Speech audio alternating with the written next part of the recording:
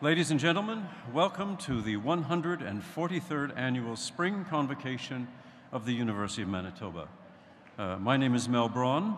I'm a professor in the Des Hôtels Faculty of Music, where I teach singing and work with opera ensembles. And I will be your Master of Ceremonies this afternoon. We do welcome you to take pictures during the ceremony, but ask that you do so from your seats so as not to block the view. I'd also like to remind you to turn those cell phones to silent at this time.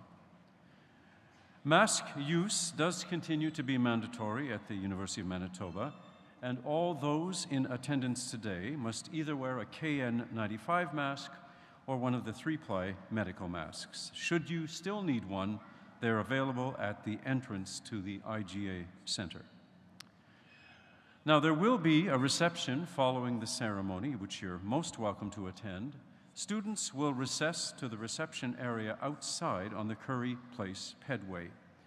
Please plan to meet your graduate there and do your best not to block the entrance to the Investors Group Athletic Center.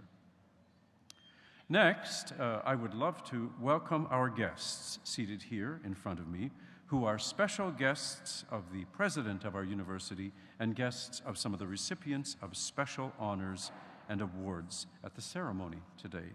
Welcome here, folks. Now, ladies and gentlemen, please rise for the entrance of the academic party and our graduating students.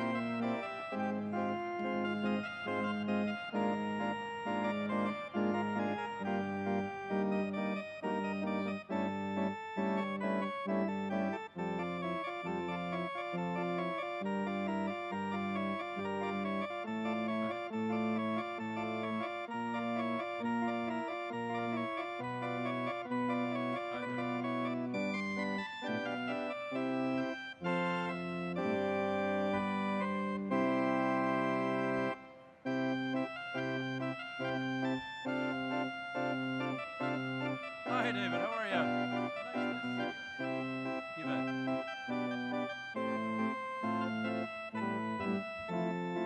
My favorite guy.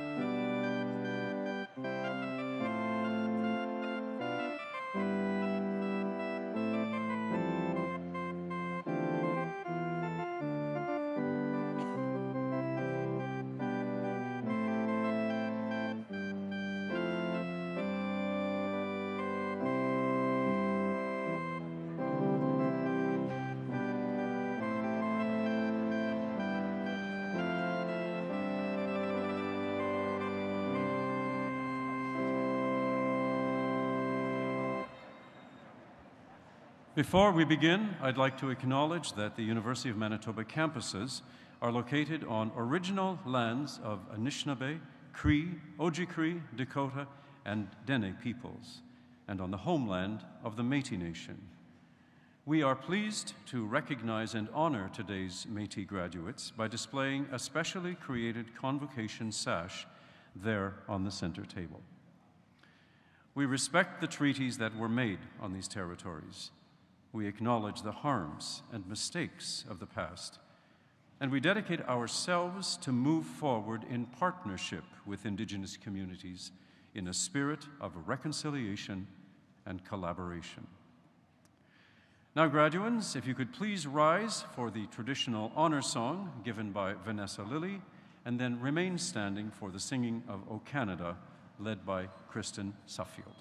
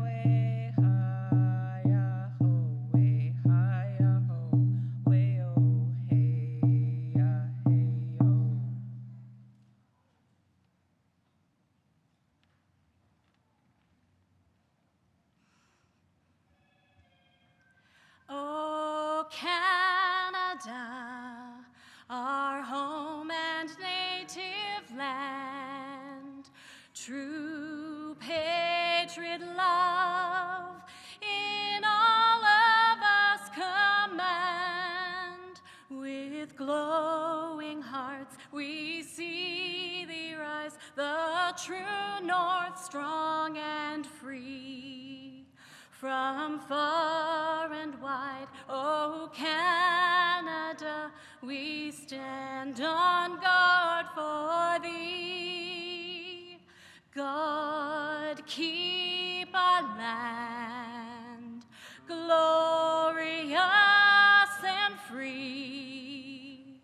Oh Canada, we stand on guard for thee.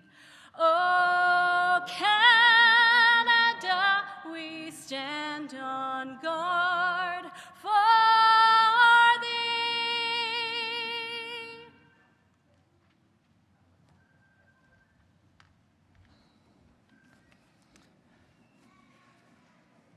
Good afternoon. Please be seated.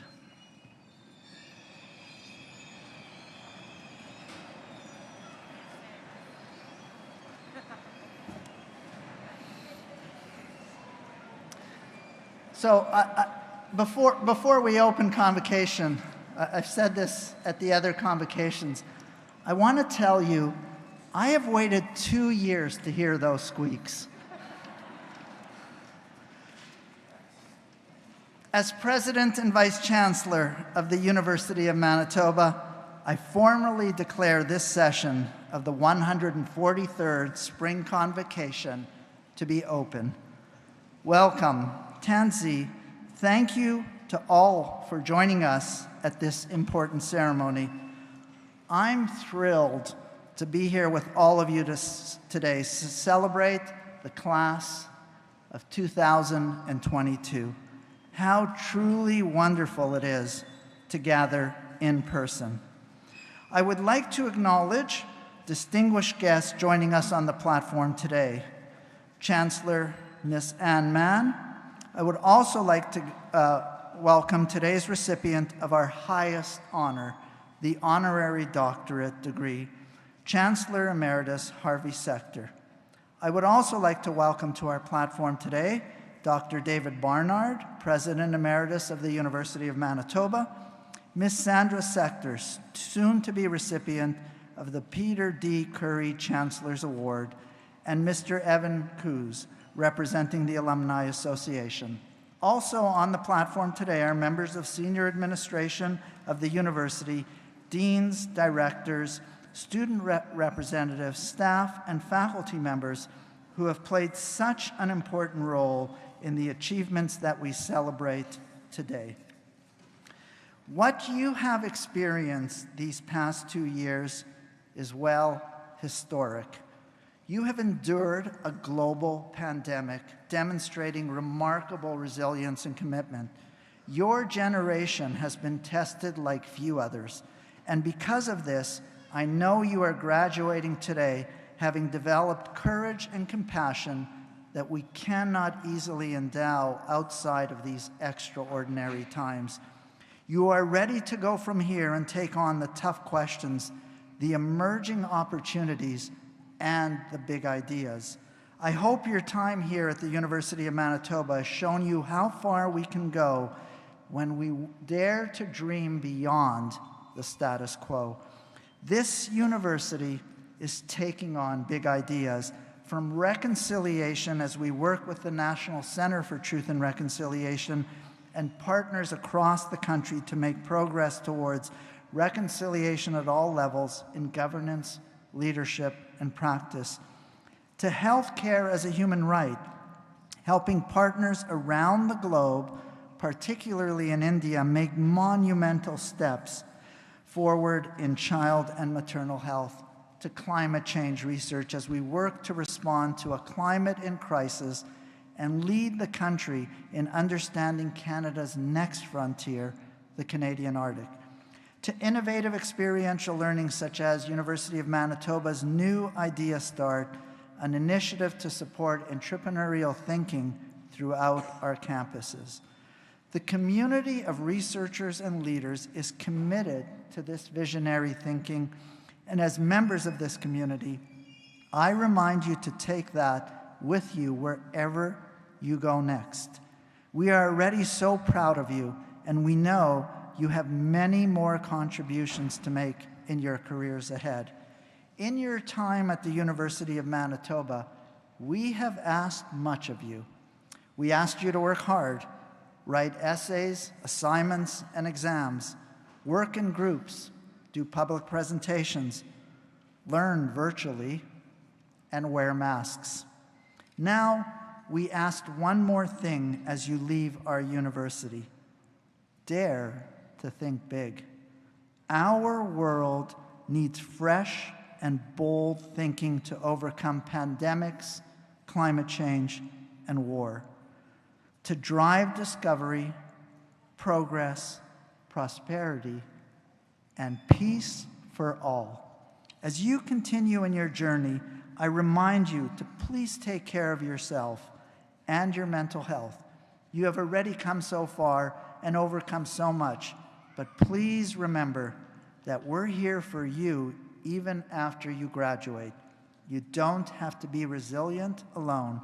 Stay connected to your university and to the community that helped you get to where you are.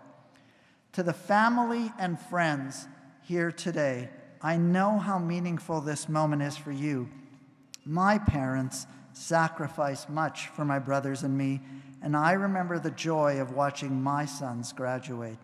You stood by this class throughout their years of study, and you saw the challenges they faced. Thank you again for being here, and congratulations to this remarkable class of innovators and leaders. Well done.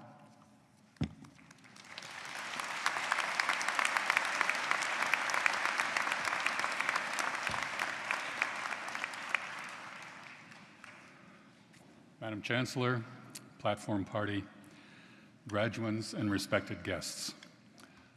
I'm privileged to summarize why Harvey Secter is being awarded an honorary degree. I worked closely with him for most of my time as President and Vice Chancellor, and I have a great personal respect for him and for his commitment to this institution. Chancellor Secter's formal connection to the University of Manitoba began when he entered the Bachelor of Commerce program. After completing those studies, he left to work in, expand, and eventually preside over the family's business, the nationally successful clothing chain Ricky's Canada. Throughout his life, he's followed the example of philanthropic generosity that he saw in his parents, Joseph and Gwendolyn. After 25 years, he returned to UM to study law, receiving the gold medal in his graduation year, and later a Master of Laws from Harvard Law School. He went on to become a member of the Faculty of Law here at the University of Manitoba, and then Dean of Law some years later.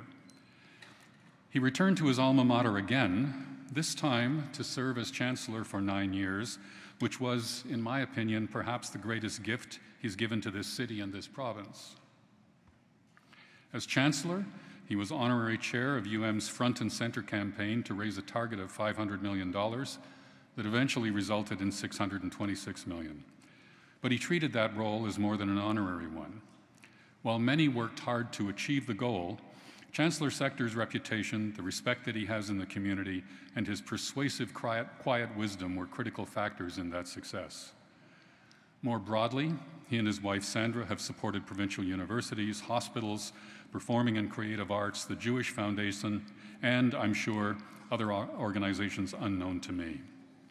Generosity characterizes them both. Harvey's contributions have also been recognized by the University of Winnipeg, the Association of Fundraising Professionals, the Jewish National Fund, the Jewish Federation of Winnipeg, and the Order of Manitoba. Lieutenant Governor Janice Philman stresses his wisdom and vision.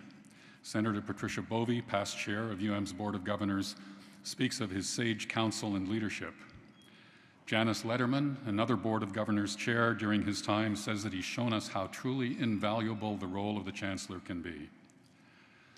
Harvey also regularly encourages others to take leadership in philanthropic roles. For example, he's advised new graduates to get involved in such matters, to be generous, and to experience what they will be given when they themselves give. I'm particularly pleased to present these remarks because I personally benefited from the 9 years of his term, from his wise counsel, sometimes in his office or home, sometimes in mine, sometimes over a meal. I'm thankful for his continuing friendship and advice. Madam Chancellor, on behalf of the Senate of the University, I ask that you convey on Harvey Secter the degree Doctor of Laws, honoris causa.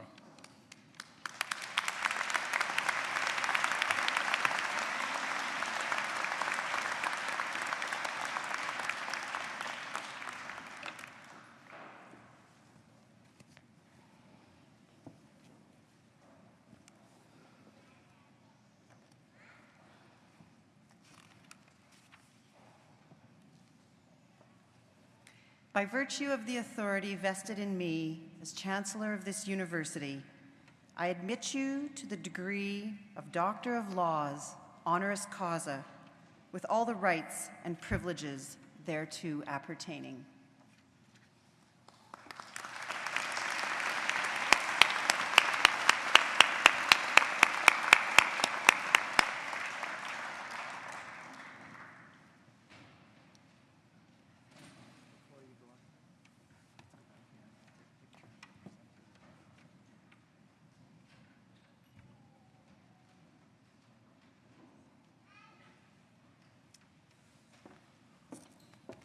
Now my pleasure and honor to welcome Dr. Harvey Secter to address Convocation.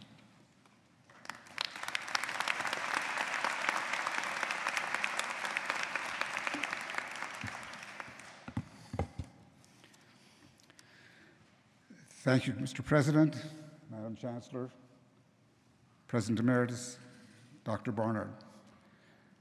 I can think of no better way to have received this award than from some of the people with whom I've had the chance to work so closely over this past few years.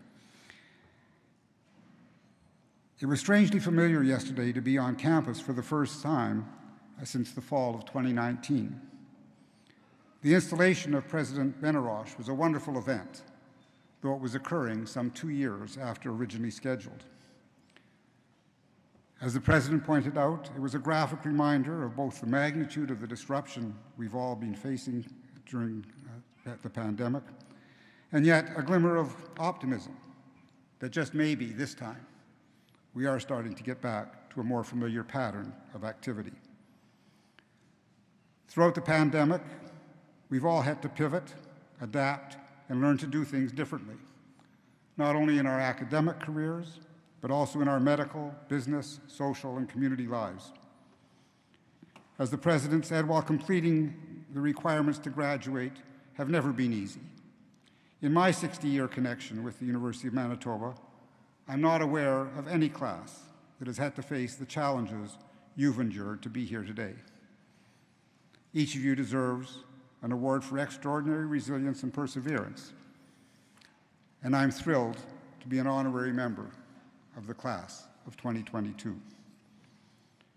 Herb Simon, a famous American Nobel laureate, once said that 85% of someone's success can be attributed to when and where they were born.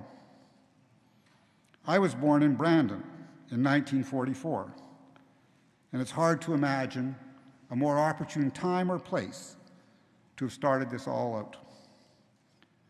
I was part of that generation that grew up in the happy days environment of the 50s, graduated in the 60s, and prospered during the heady growth years that we experienced during the second half of the 20th century. While the realities we experienced frequently exceeded our fantasies, we find ourselves now living in a world where the prospects for future generations seem much less bright than we thought they would be. The post-war economic boom in North America that we experienced saw incomes rise quickly and steadily, creating unprecedented opportunities, particularly for those of us who were able to go to university when many fewer did. There was a growing sense of a distinct Canadian identity in the 1960s that was based on universal medical coverage, a more generous approach to social support structures, and low-cost, accessible post-secondary education. But it wasn't all perfect, because at the same time, many Canadians were blissfully unaware, if not willfully blind, to the fact that our Indigenous neighbours were systematically excluded from many of those benefits, and discrimination against many groups, such as the LGBT community, were still entrenched. Technology and social media had not yet come to dominate our lives, because personal computers didn't come out till the 1980s. And in what was the most prescient thing of all, the Time Person of the Year Award on the cover of the magazine in 1982, rather than showing a person, showed a computer. Cell phones didn't arrive till the 1970s, and it wasn't until the 1990s when Motorola came out with their flip phone that they started to really become a popular item. I can't help but contrast that to what I see happening in the 2020s. As you all know, we've all experienced the most severe pandemic in over 100 years, and COVID may yet be part of our lives for many years to come. Civil rights issues still seem to dominate the news. In the US, though, it seems to be a fear for their loss rather than pride in their growth. In Canada, the promise generated by the launch of the TRC in 2007 and the initial enthusiasm for its calls to action have been tempered by growing frustration over the delays and inaction in making that promise a reality. It now seems that Roe versus Wade, the 1973 landmark decision of the Supreme Court in the US, may not yet survive to reach its 50th anniversary next year. The widespread economic prosperity I referred to that we thought was normal in the 60s is increasingly being replaced by an increase in income inequality and a growing concentration of wealth in the hands of fewer and fewer. Universal health care is often now referred to as being equally inaccessible to all, with unconscionably long wait times, overcrowded emergency rooms, and hospitals with a shortage of both beds and trained personnel. Reduced funding, coupled with increased government control, seem to threaten both the autonomy of post-secondary institutions and student access to them. Recent weather patterns and natural disasters provide increased proof that environmental change is not just an academic issue. Recent gas prices and gaps on supermarket shelves show the widespread effects on war, regardless of where they occur. And even more concerning, the consequences that are much more tragic in parts of the world that seem to be the least able to cope with them.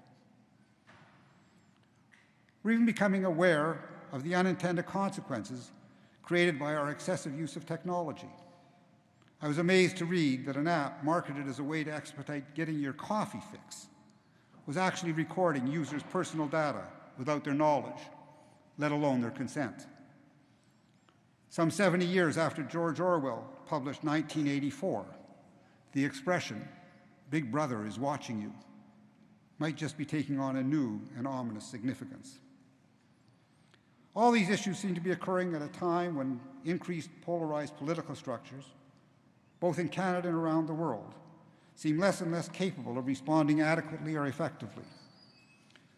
I take some comfort, though, in something that David Matthews of the Kettering Foundation wrote just around the turn of the century, when he said, "Democracies need something more than written constitutions, free elections, and representative governments.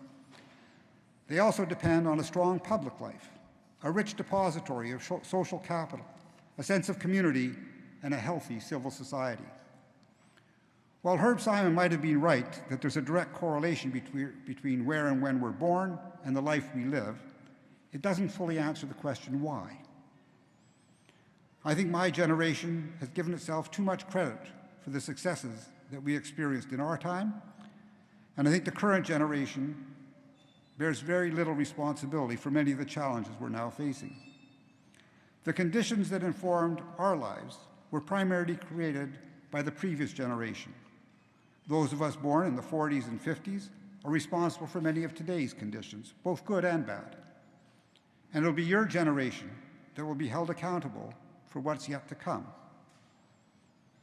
I believe Robert Kennedy was right when he said, "Few may have the greatness to bend history itself, but each of us can work to change a small portion of events. And in the total of all those acts will be written the history of this generation." Each of us has a role and a responsibility. As President Barnard said, I was introduced to community life initially by my late parents. In the 1970s, when I was starting out in business, many of us young Turks at the time were mentored, encouraged, and supported by the seniors in the community. But they didn't give us an option of whether or not we should get involved. I'm glad they didn't. That involvement proved to be educational for many of us, was personally developmental, and in hindsight provided many of the most satisfying experiences of our lives. It also taught me that you can do well by doing good. When I think back, I know of no one whose professional or commercial success was compromised by their community service. If people like you and me are going to try and address the challenges and preserve the good things that we face, I thought it might be useful to recall some of what I learned from that diverse group of mentors that I met and benefited from some 40 or 50 years ago, as we set out to build what we thought would be a more civil society.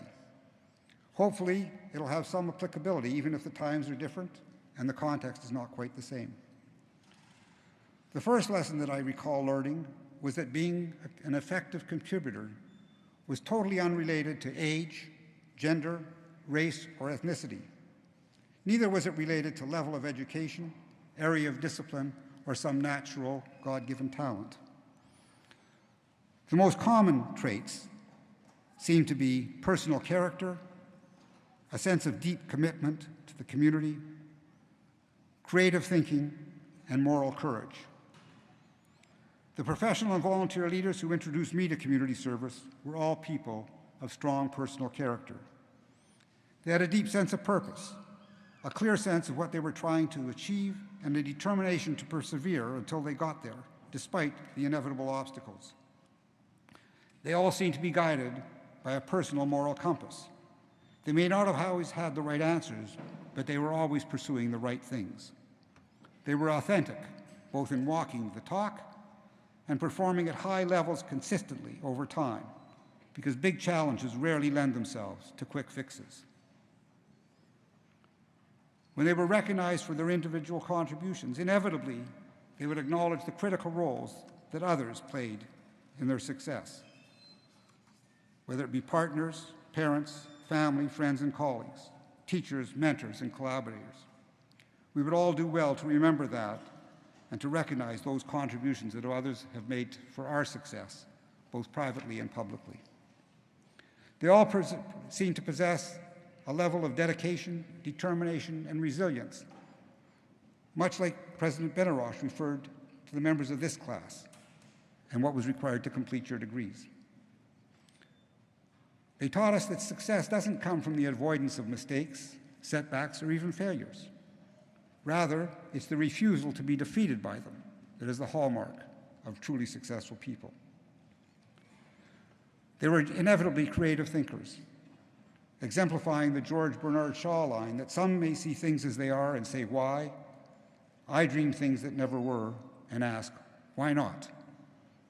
While dreamers knew that creative breakthroughs, those proverbial eureka moments, may be wonderful, they also require enormous perseverance. It's a reminder of the expression, success is often 10% inspiration, but 90% perspiration. As agents of change, they were courageous, even though their personal safety may not have been at risk. A reminder that what Hemingway wrote in Farewell to Arms when he said, moral courage is the one essential vital quality of those who seek to change a world in which yields most painfully to change. Change requires not just seeing things differently, but a will to do things in a way that may differ from the conventional wisdom. I know that from my experience, we can address these challenges without compromising the goals we have for our personal and professional lives. Maya Angelou said, success is ultimately liking yourself, liking what you do, and liking how you do it. So I congratulate you all. Thank you for allowing me to be part of your class. I wish you good luck in finding that Angelou kind of success in the future. And just remember that if each of us commits to trying to change even a small portion of events, collectively, the history of this next generation will record that we helped build a more civil society. What a great legacy to leave for the next generation. Congratulations, best of luck, thank you, Megwich, merci.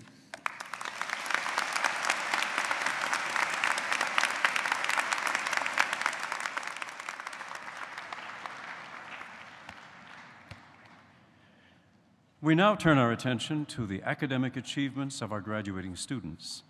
Before proceeding with the conferral of degrees, we'd like to recognize the students who have achieved the highest standing in their class.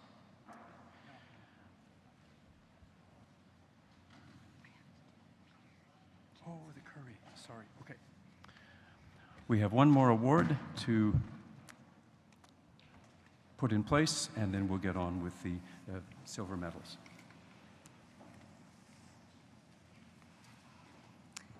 I'm Anne Mann, Chancellor of the University of Manitoba, and I am pleased to introduce you to the recipient of the Peter D. Curry Chancellor's Award, which is given annually to an individual who has made outstanding contributions to the development and governance of the University of Manitoba. This year, we are honoring Mrs. Sandra Secter.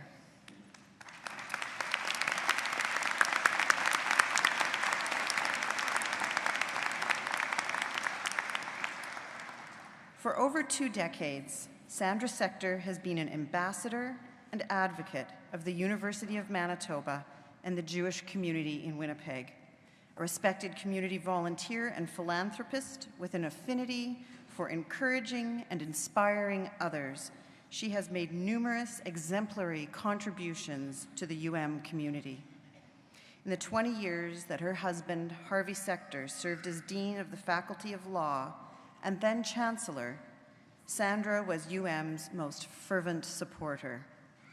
She volunteered her time at countless university events and was always there to lend an ear and acted as an ambassador to alumni and donors. She hosted dinners at her home for faculty, staff, and volunteers, and other community members. In all that time, Mrs. Secter rarely missed a convocation ceremony, proudly celebrating each new class of graduates. A champion of the University of Manitoba's Front and Center fundraising campaign, Mrs. Secter was key in establishing the Harvey and Sandra Secter Master of Human Rights Fellowships. She was dedicated to serving the University of Manitoba alongside her husband and brought her full value at every opportunity. In addition to her contributions to UM, Sandra Secter has led a life of service. She volunteered, chaired, and served on boards of countless organizations, including the Boston Symphony Orchestra, Winnipeg Symphony Orchestra, the Winnipeg Art Gallery, National Center of Jewish Women, National Council of Jewish Women, Winnipeg Jewish Theatre, Canadian Friends of the Hebrew University, and the Jewish Federation of Winnipeg. She is a past chair and long-serving leader of the Combined Jewish Appeal, raising funds for programs and services in Winnipeg's Jewish community, in Israel, and around the world. In recognition of her years of exemplary contributions, Sandra has been the recipient of both the Max Shore Award and, with Harvey, the Jewish National Fund Award for Community Service. On behalf of the nominating committee, it is an honor for me to confer on Mrs. Sandra Secter the Peter D. Curry Chancellor's Award.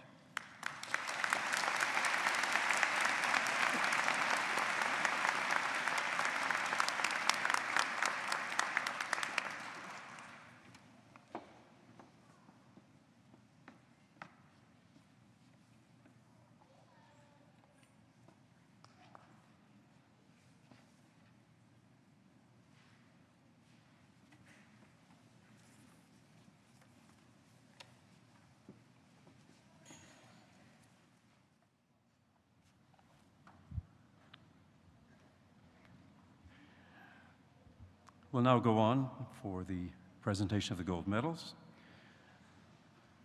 The Governor General's Silver Medal is awarded to Maxime Pichet. Maxime graduated with the highest academic standing in the undergraduate program of at least 4 years here, and graduates today with a Bachelor of Science honors degree. Maxime is a graduate of St. Paul's High School in Winnipeg, and during his course of study served as secretary for the University of Manitoba Actuarial Club, volunteered at the Science Rendezvous as well. A lover of math and problem solving, Maxime hopes to use his education in statistics and actuarial mathematics to maximize the value he provides to his company and local community. So, distinguished guests, the recipient of the Governor General's Silver Medal, Maxime Pichet.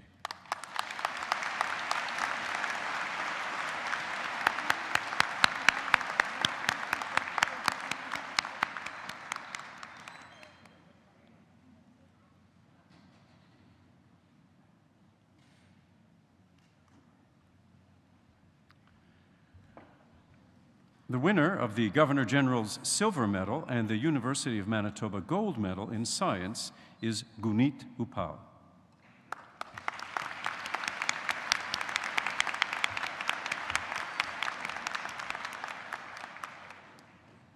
Today, Gunit is graduating with a Bachelor of Science degree, and she will continue her studies in the University of Manitoba's Doctor of Medicine program.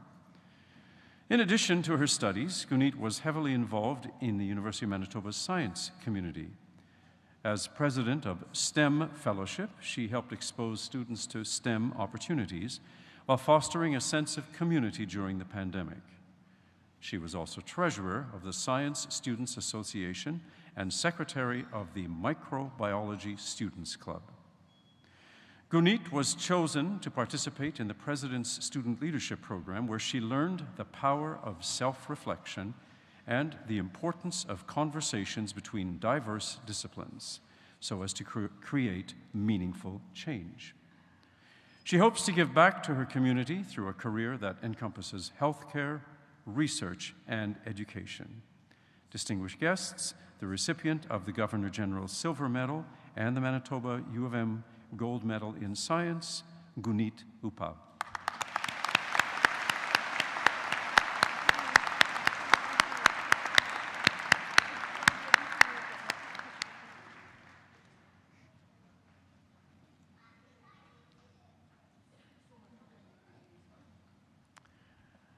There is a complete list of the winners of medals and prizes shown in the digital program, which I'd invite you to read at your leisure. So it's now time for Chancellor Anne Mann to address Convocation.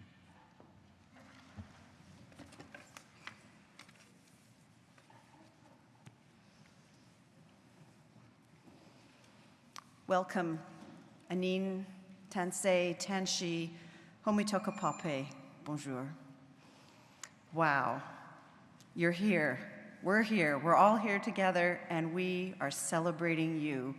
What a good feeling this must be, and how good it is for us to all be together. There's been a lot of joy at the convocations we've had so far, and I know today will be the same. Did you know that 11,171 graduates received their degrees virtually online, and so we cannot take this for granted. May I offer some friendly, chancellorly advice? When your name is called and you come up on stage today, walk slowly. Savor the moment. Wave at your loved ones who are cheering your name and clapping, and just come slowly across. You've worked so hard, and it's all taken so much effort. Don't race across the stage. I hope that during your time at U of M, you have found a piece of yourself while you've studied here. Education is a powerful tool for learning about the world and ourselves, and for creating change.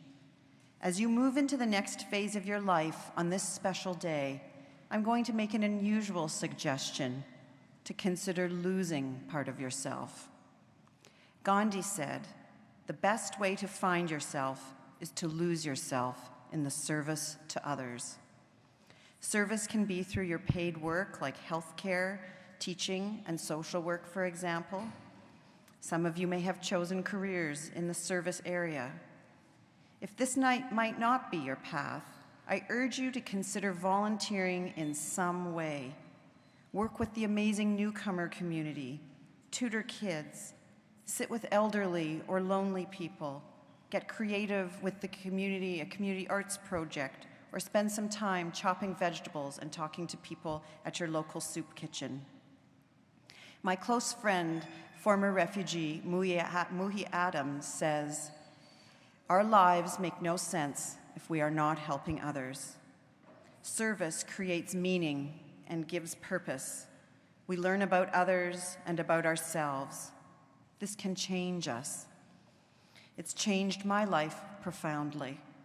I have volunteered for 35 years since my days as a University of Manitoba student. I've spent time with refugees, ex-gang members, inmates, the terminally ill, and women who grew up in the child welfare system. Community activist Greg Boyle says, "We go to the margins not to change the margins, but to change ourselves." May we see ourselves in each other, our own strengths and our own sufferings. I know I have found inspiration from the people I have come to know. We need to develop in ourselves that which the world needs more of. For me, it's empathy and understanding. What inspires you can change everything. Now, I will tell you I got that from a piece of marketing, and I feel kind of funny stating it here, but I really believe this wholeheartedly. What inspires you can change everything. It can change your own life, and it can change the world. That's what happened to me, and over time, part of why I was invited to be the Chancellor of your university. How do you become inspired? Inspiration is everywhere if you are open to it and stay present. Inspiration is our own responsibility. Author Shauna Nyquist says, "You can't manhandle inspiration or make demands of it, but you can put yourself in the path of it." That's what service to others can give to ourselves. Throughout the pandemic, we have truly learned that we are all interconnected, and we all need each other. Service is more important than ever as we work to reestablish the connections that we've lost during the past 2 years and return us to each other. University of Manitoba, class of 2022. As you go out today to build your life, lose yourself, stay open, follow your inspiration, and let yourself be changed. May you become the people who are the answers to the questions of our world. You are extraordinary students forged during extraordinary times. Never, ever forget this, and be proud. Congratulations, Mamuth Kusawin, Gegi Minojigam, Washte Tonka, Nezu Analase.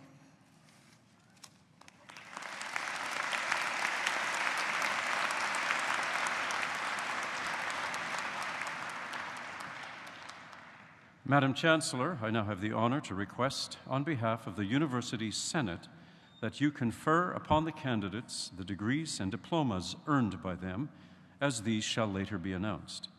Will those who are to receive degrees and diplomas please rise?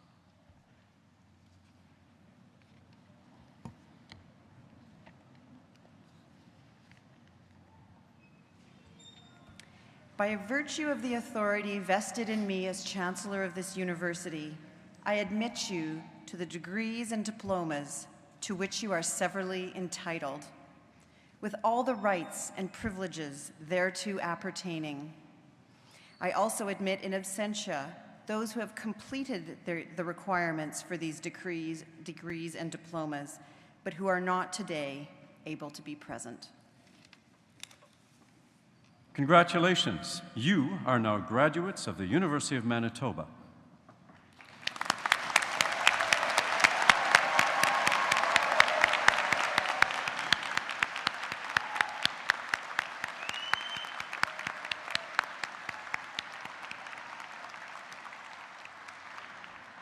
And as graduates, you may now move your tassel from the right to the left.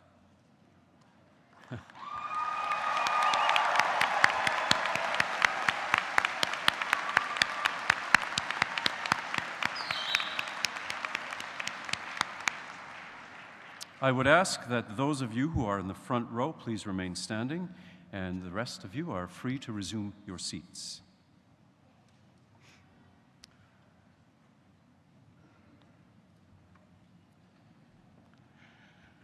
Madam Chancellor, may I present the candidates whom you have admitted to the degree of Doctor of Philosophy, with Acting Dean Kelly Main of the Faculty of Graduate Studies presenting the parchments.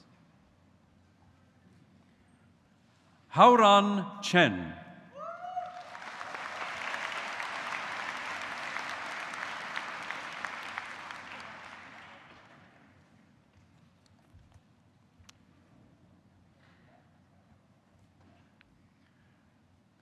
Nicholas Alexander Leon Whitting.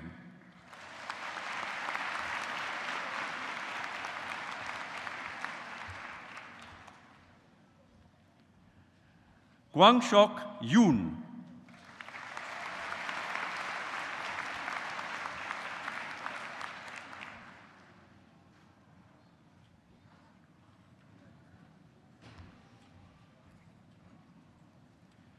Sabjit Kaur.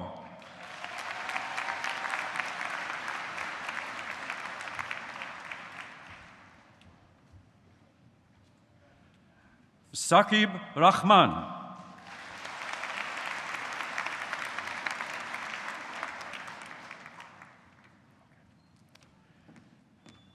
And now, Madam Chancellor, may I present the candidates whom you have admitted to the degree of Master of Science with majors in science.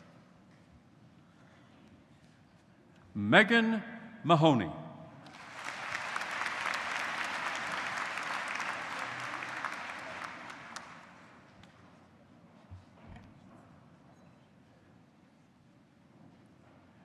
Caleb Thomas Northam.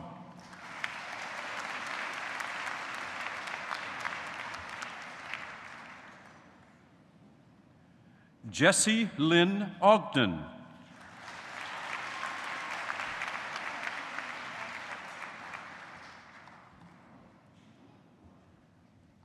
Jillian Ray St. George.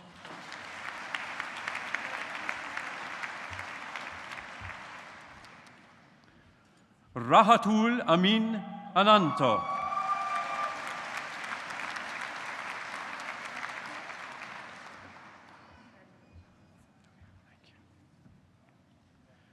Adriana Lorena Gonzalez de la Garza.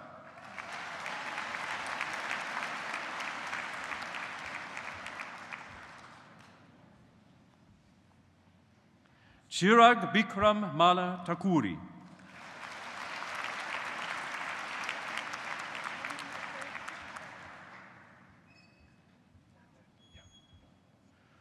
Mohammed Abdullah Al Mamoun.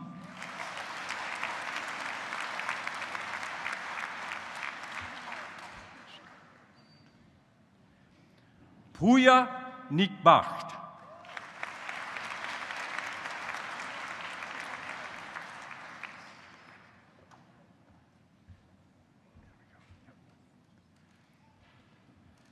Zahara Sadat Sajadpur.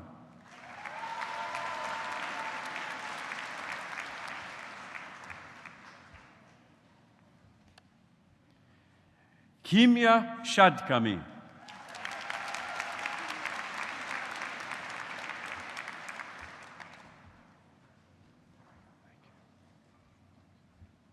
Sharada Kiranmai Tadipali.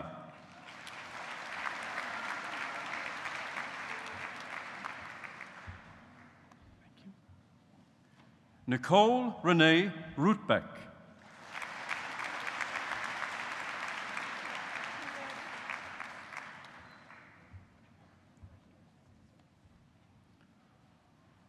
Ola Izeldin Salama.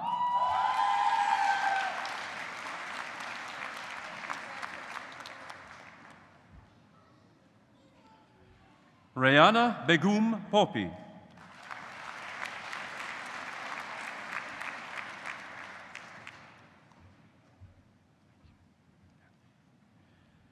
Iris Halilovic.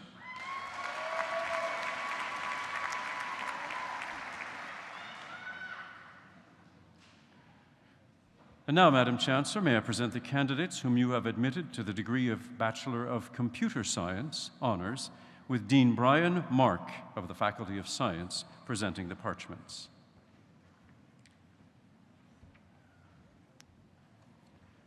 Brett Mitchell Adamson.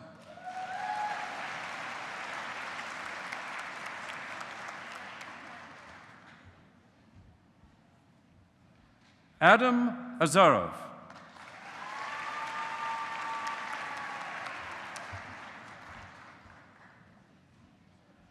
Laura Camilla Bustos.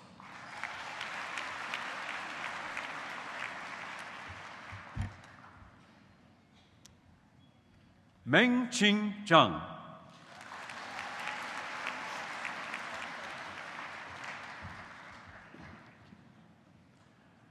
Kirsten Faith De Leon.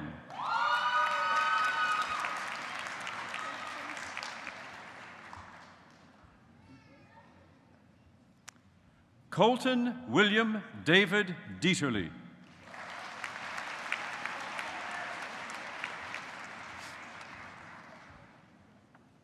Su Dong.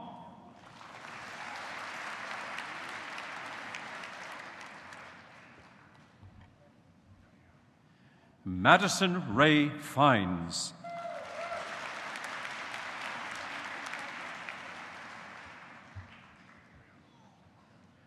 Scott Aaron Harder.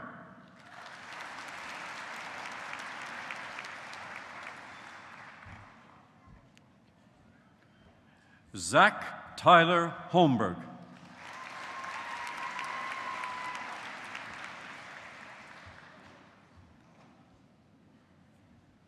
Abram Kramer.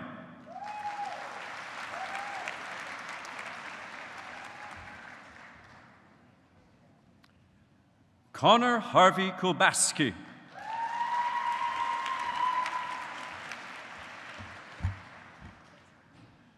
Michael Ryan Kuzi.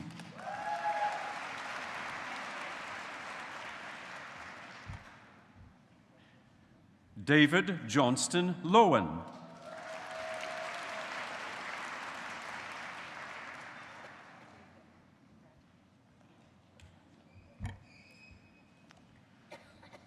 Arvind Singh Mann.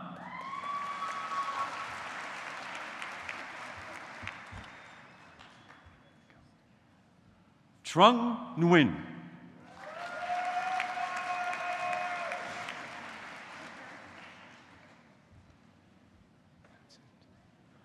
Hoang Heap Nguyen.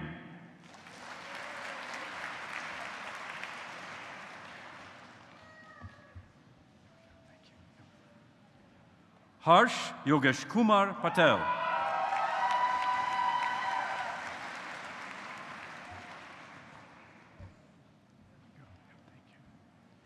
Mitul Rakesh Kumar Patel.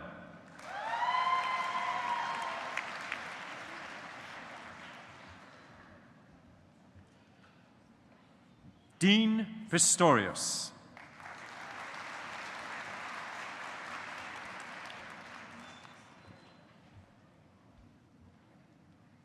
Humaira Anjum Rafi.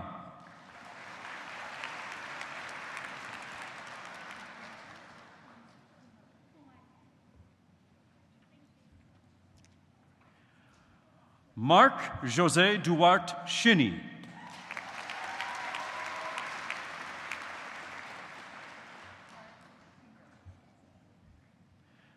Andy Tan.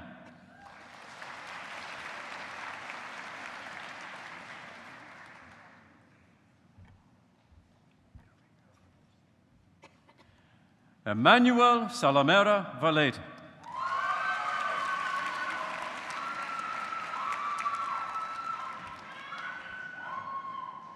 Zachary Reed Wolf.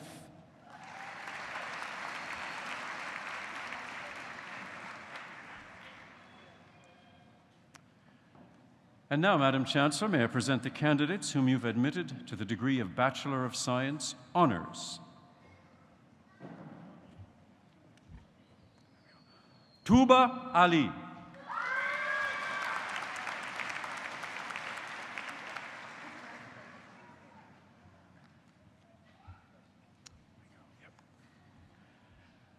Patrick Raymond Bandoy Arevalo.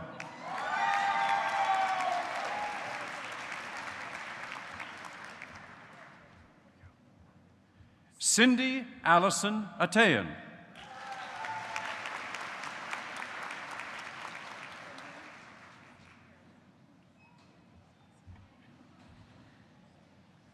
Justin Benjamin.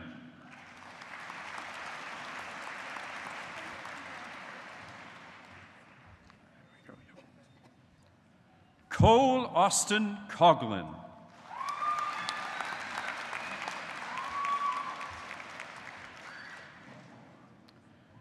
Thomas James Schubert.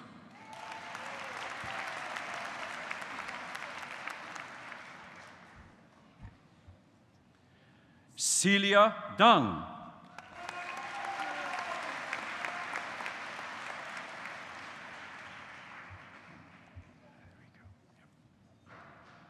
Lexus Diato.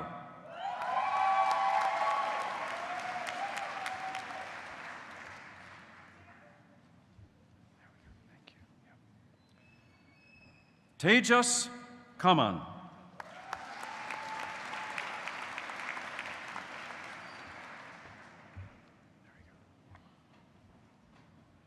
Ashley Jade Heelman.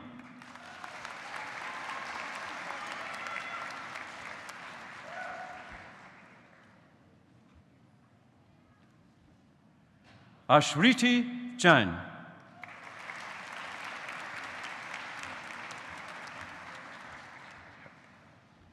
Rian John.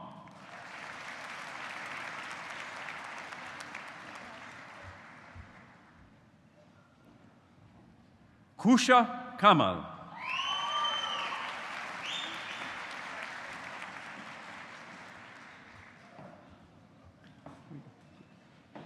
Hazika Binte Kasim.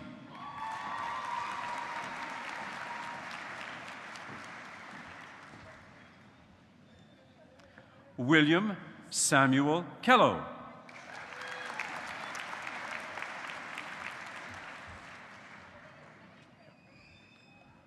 Raymond Donovan Kelly Jr.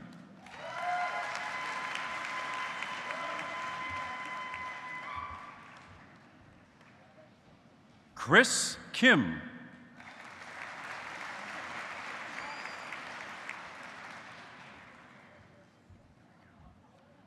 Matthew William Kirby.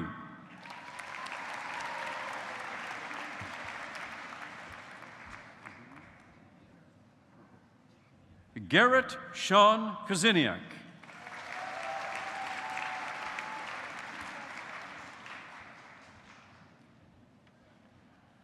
Colin James Crisco.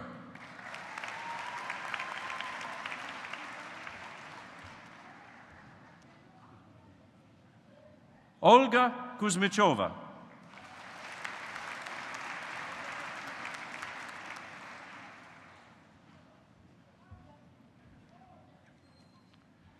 Andrew Lowell Donald Minhao Laluk.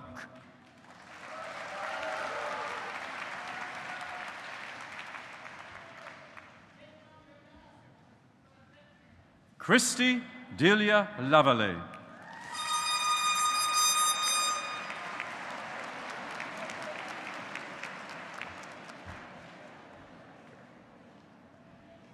Glieb Gabriel Lechno.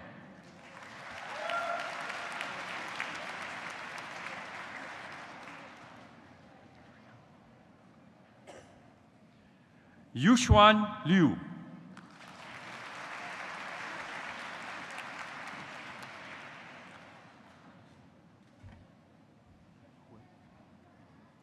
Hui Tran Lelu.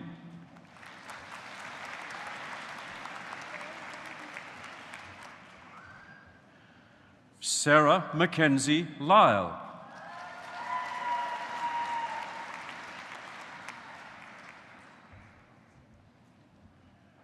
Brett Ryan McFarlane.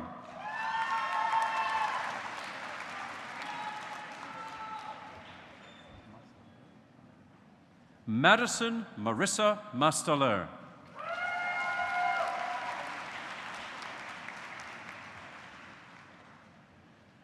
Jessica Anne-Marie McBride.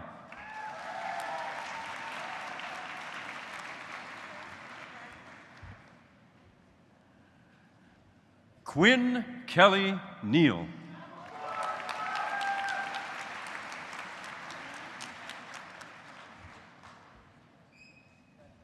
Alan Bao Hui Nguyen.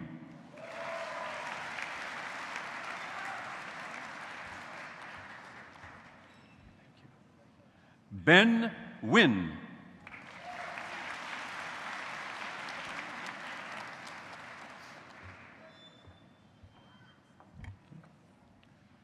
Tolani Mercy Olanrewaju.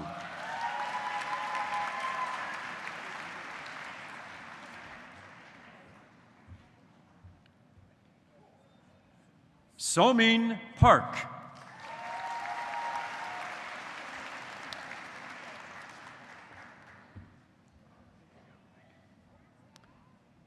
Sherry Peters.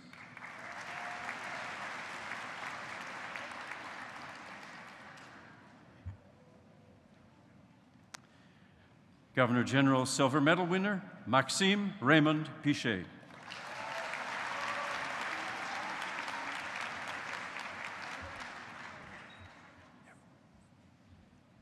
Paula Elizabeth Pidsadny.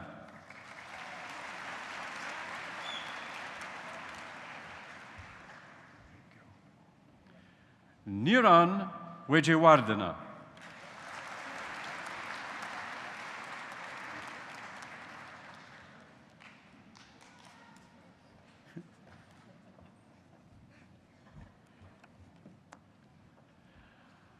Danvi Prajapati.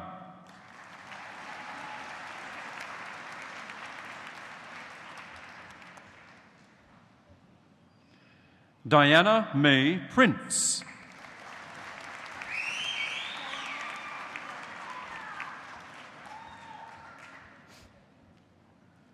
Evan Nicholas Thomas Proskin.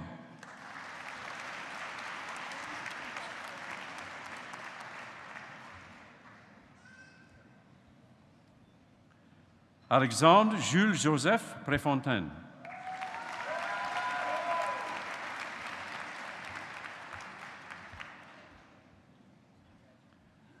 Ivona Pujic.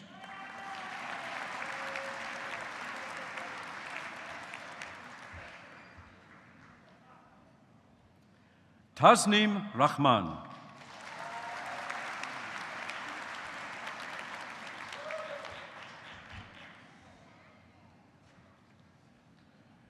Dhruvraj Singh Hitandrasin Raulji.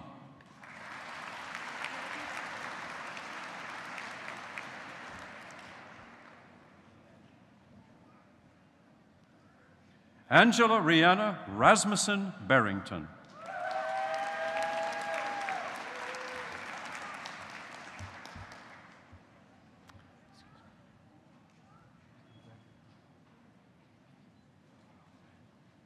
Humera Sadiq.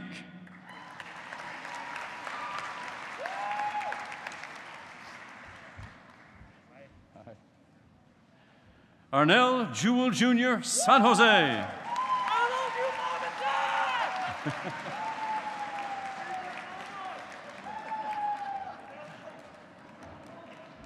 Yep. Marco Vincenzo Scerbo.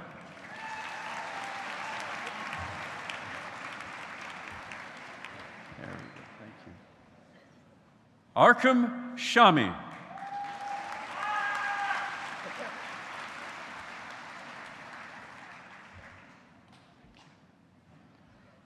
Prerna Sharma.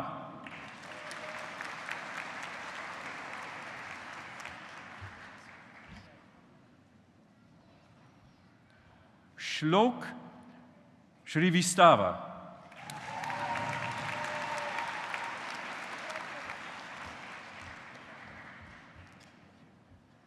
Zining Sun.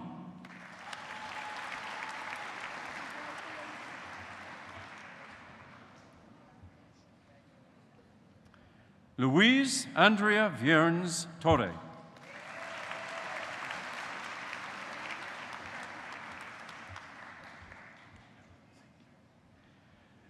V. Tran.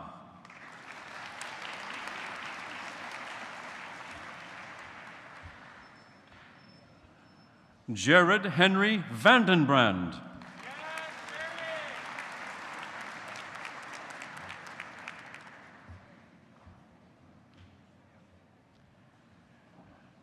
Joella Giel de Leon Villanueva.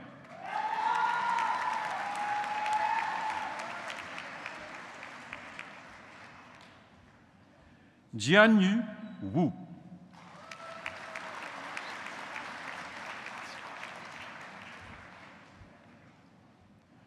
Jing Yung.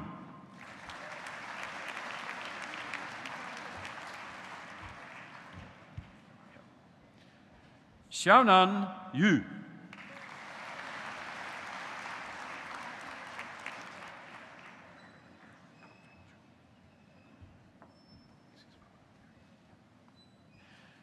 Zhengzhou Yu.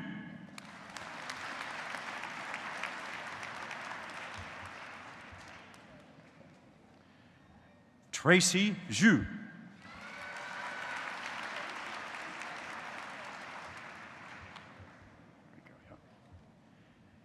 Ian Michael Jamek.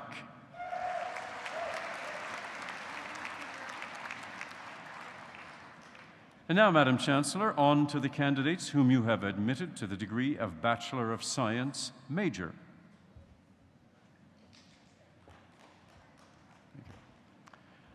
Jessica Iftu Ahmed.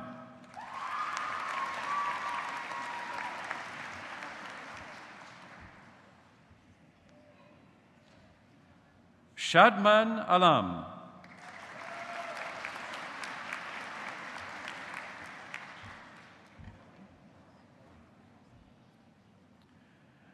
Jan Kalinga Alex.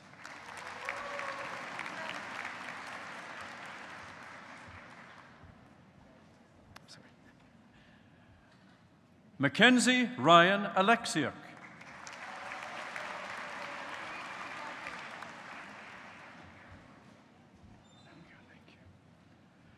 Fuzia Amin. What?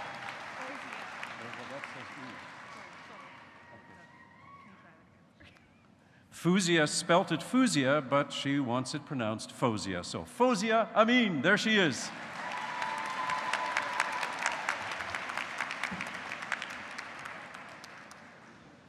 Emily Grace Anderson.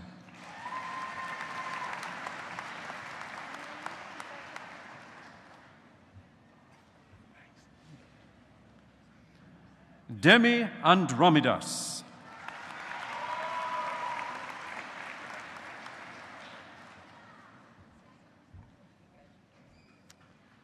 Driti Badwar.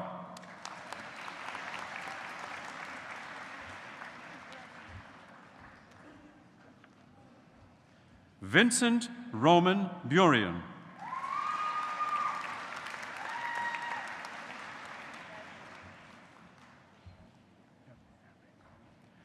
Michael James Bathy.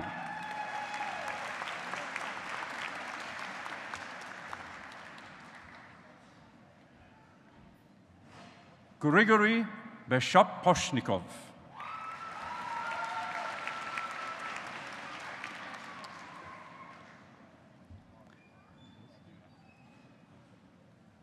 Amber Sky Besty.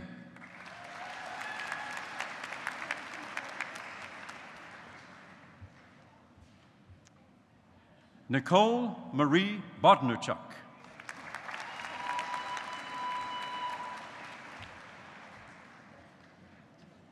Madison Brianna Boychuk.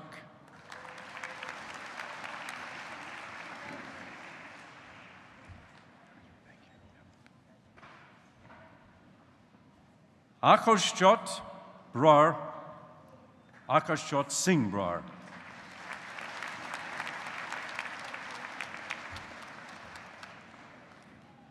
Claire Lily Brigham.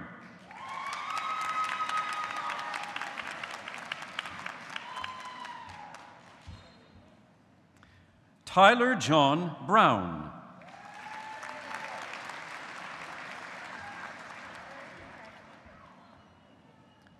Joseph Bowie.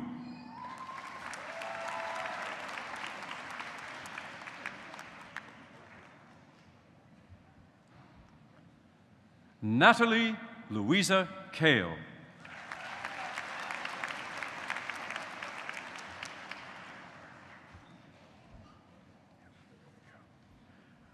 Raven Miko Grajo Carencia.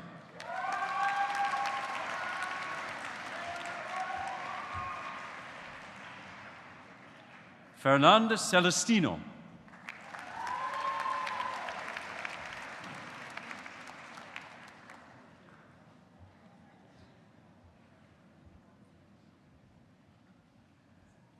Naol Chimeda.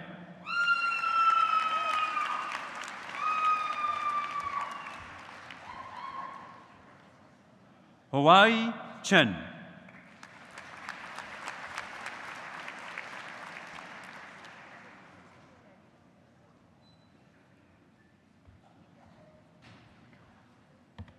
Janam Chopra.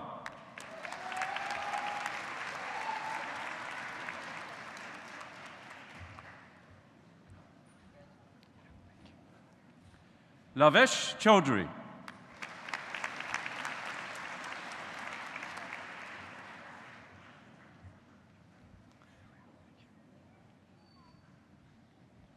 Nicole Gabrielle Ciceron.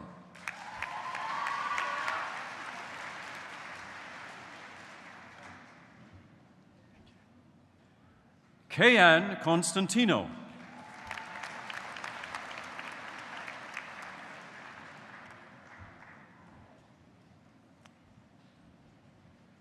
Giulia Costantini.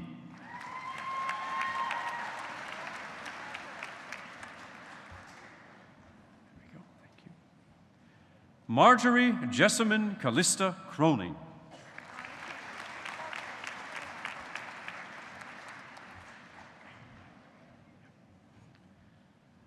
Diana Izati Binti Hamadi.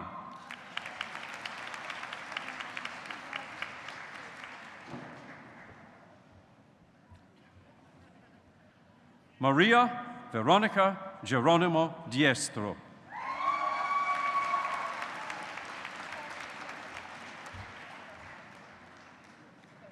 Brant Ditchfield.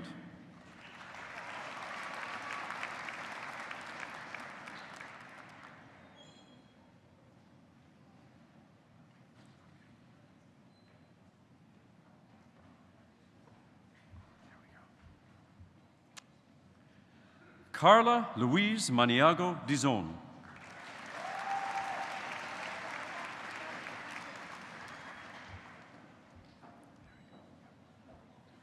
Jade Doe.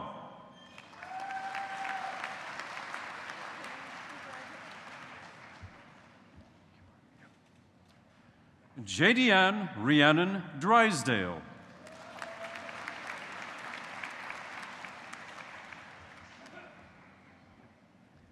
Haley Dawn Ferrion.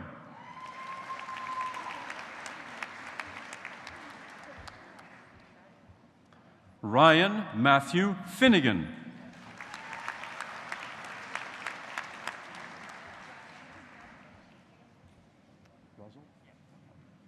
Russell Carl Flores.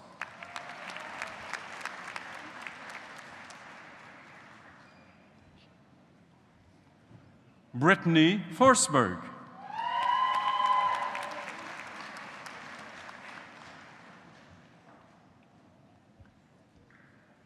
Danielle Aline Folk.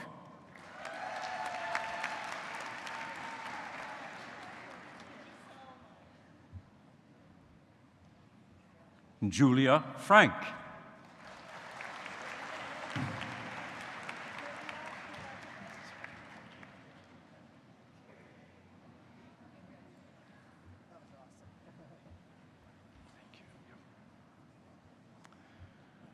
Meenakshi Gada Srikumar.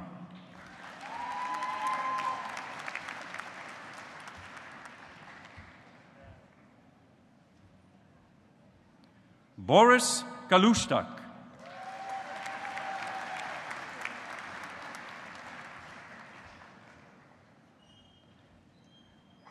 Jaden Anthony Gann.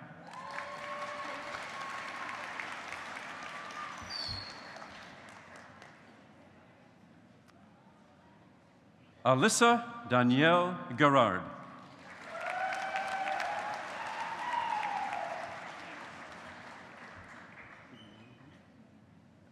Marilyn Faith Geronimo.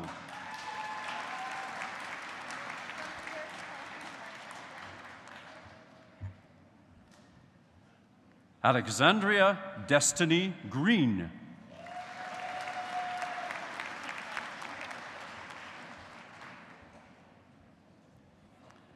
Avery Sarah Denise Hall Guimond.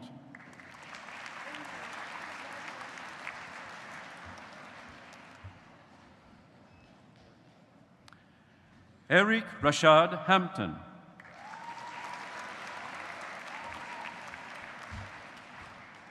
James Douglas Harvey.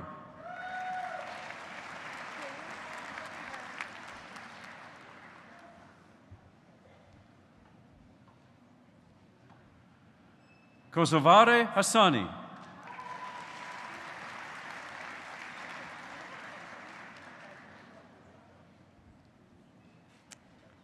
Gabriella Elizabeth Hill.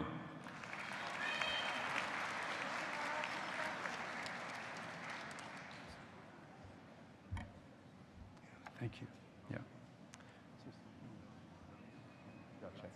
Yep. Yep. Samuel Olatunde Idou.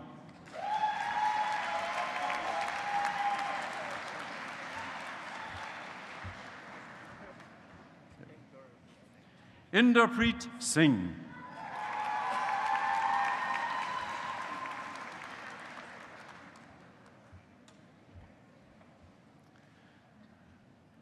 Simrin Jandu.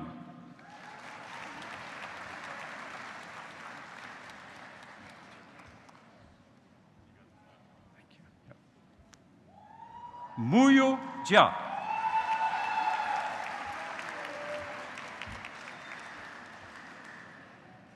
Braden Colin Johnson.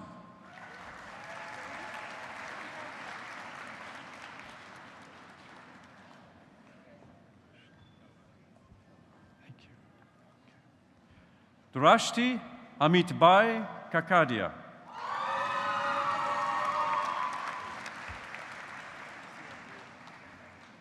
Jordan Wilson Cashton.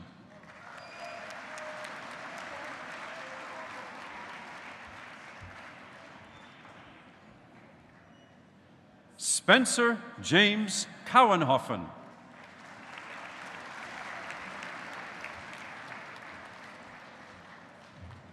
Ravneet Kaur.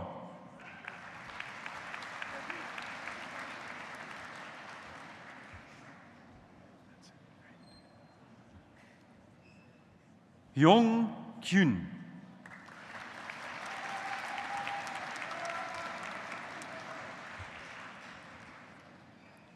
Clarissa Lucille Klenke.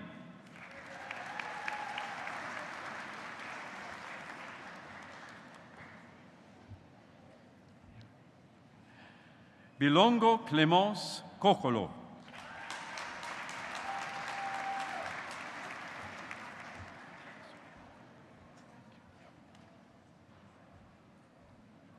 Faidat Olasunbo Kolapo.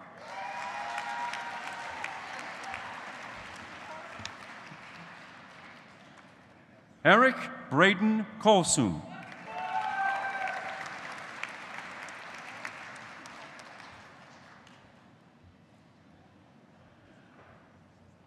Anushka Kotari.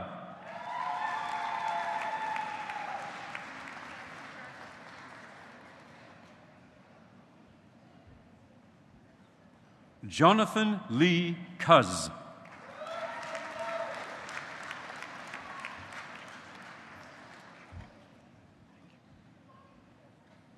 Zijian Lai.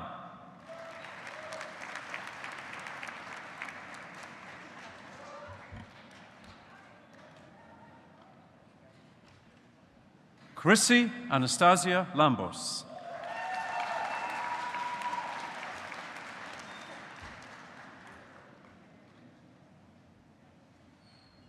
David Lee.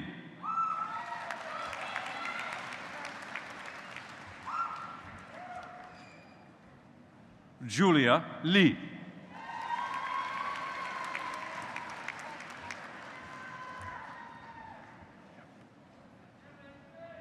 Dongju Lee.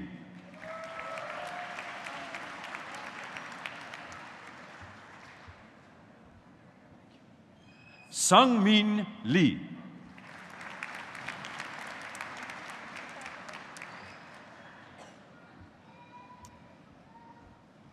Taylor Allison Lennon.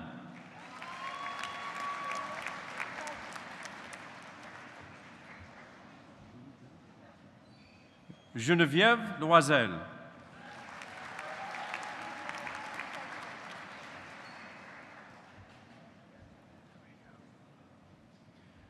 Genesis Mandia Lozada.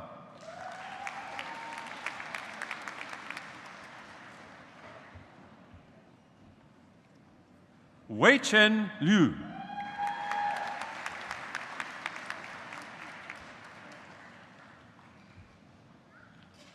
Brett Mackenzie Lungal.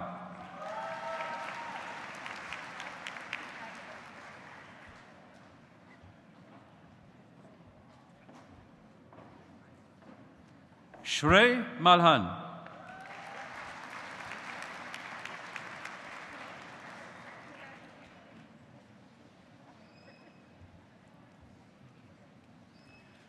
Divleen Singh Mangat.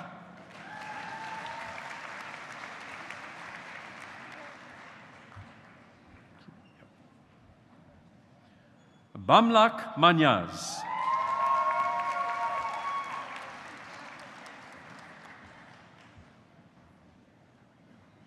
Brandon Nicholas Marquez.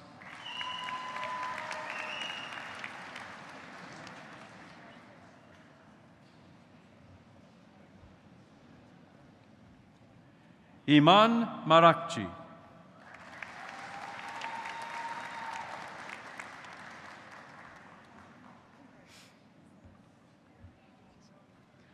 Nagisa Matsuda.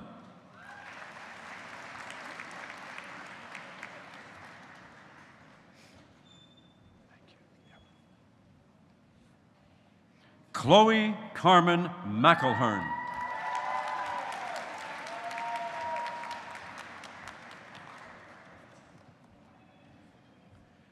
Jamie Carolyn McNichol.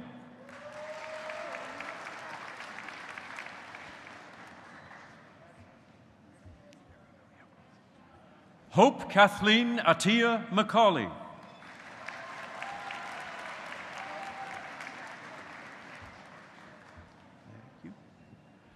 Claire Meyer.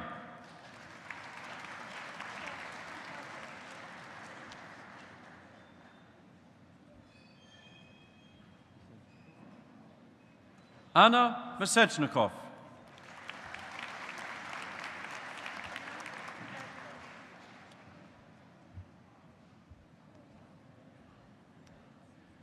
Trevena Matthias.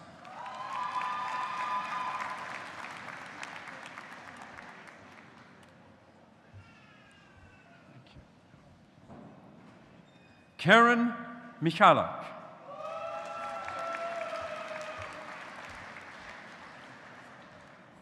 Rowan Harshnat Mishra.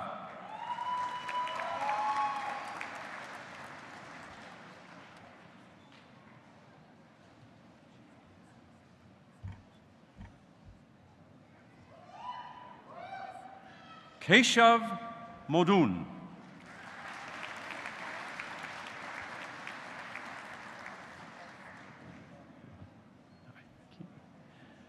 Catherine Marie Morgan.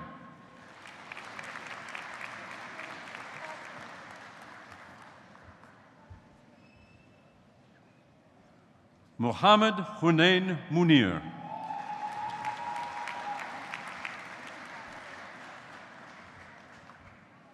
Brendan Allen Music.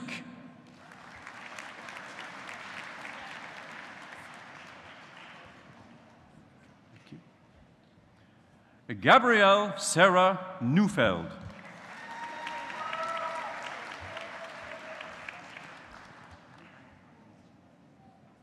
Antoine Ngo.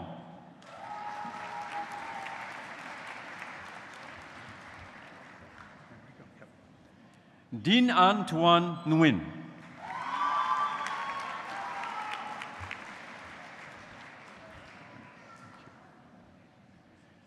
Duitai Nguyen.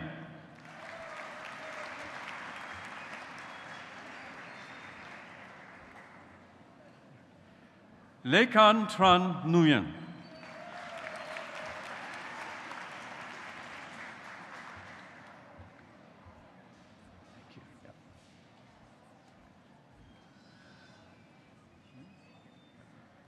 Hugh Nguyen.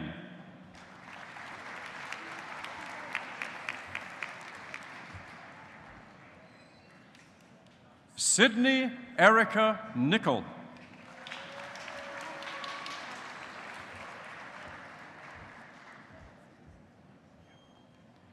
Blessed Kayanchat Nunu.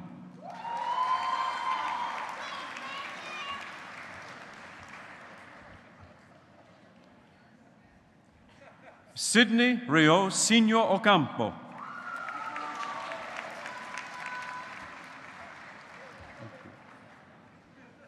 Jordan Nicole Oja.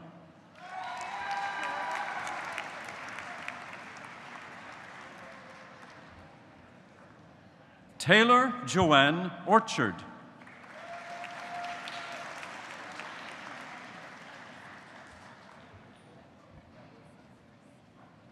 Warren Paul Pablo.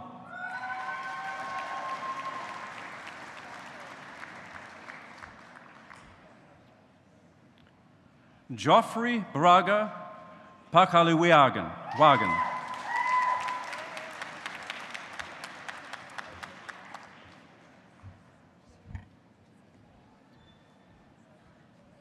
Danielle Ann Paguio.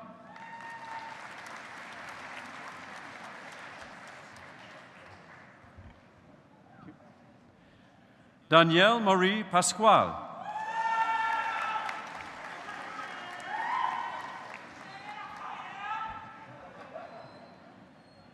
Hiren Kumar Jayesh Kumar Patel.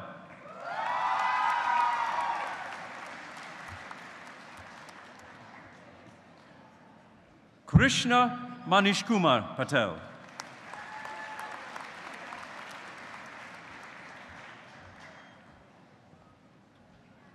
Ritul Bhavesh Kumar Patel.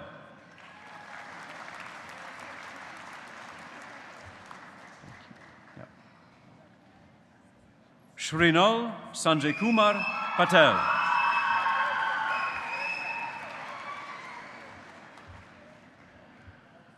David Rudolph Penner.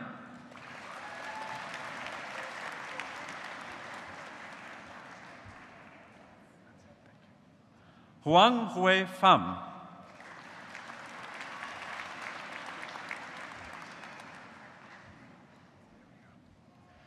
Serena Phillips.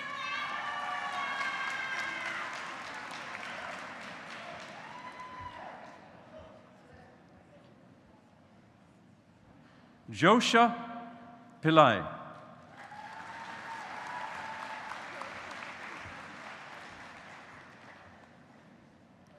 Mika Angelica Veneracion Pineda.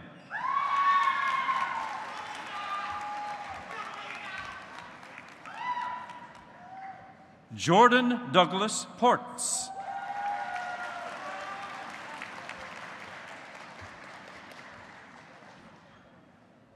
Ahana Prashar.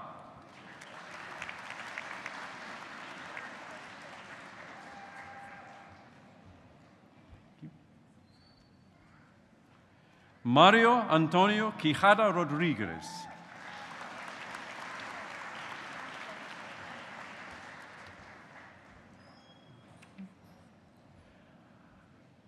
Farhan Akib Rahman.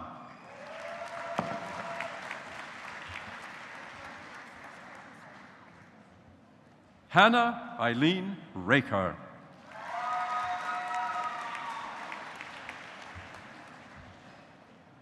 Noah Thomas Redden.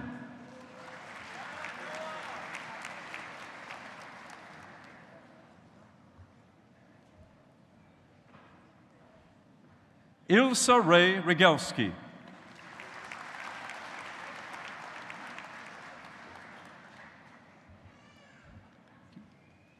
Claire Anna Risby.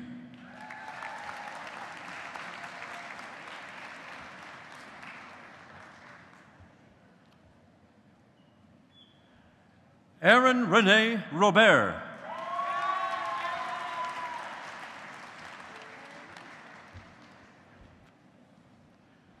Mark Robert Joseph Robitaille.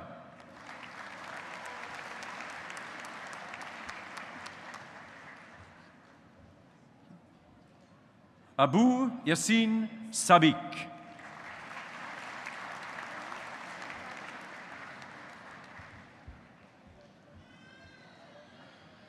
Proyash Saha.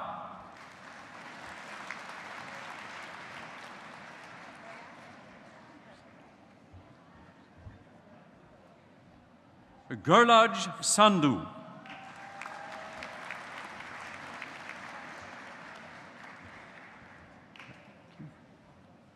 Lawrence Gomez Santiago.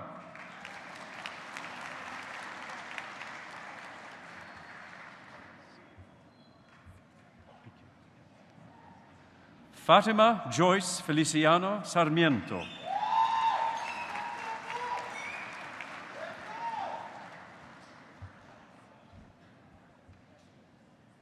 Nitya Seth.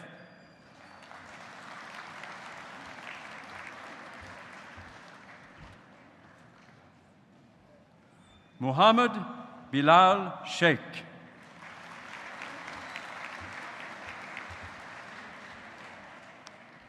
Manuel Luis Siguenza.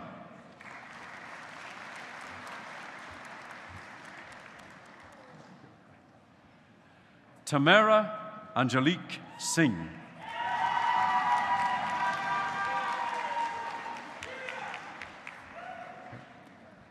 Nicole Brittany Sluchuk.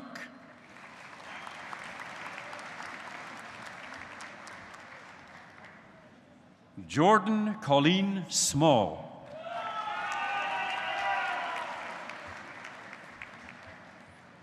Haley Brooke Smith.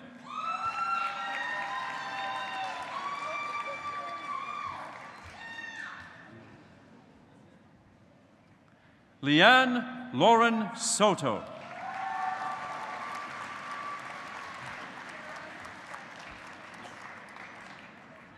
Anna Joy Stacy.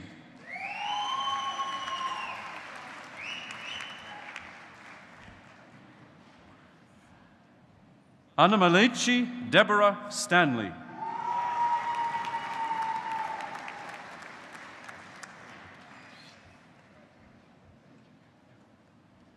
Yana Sivolos.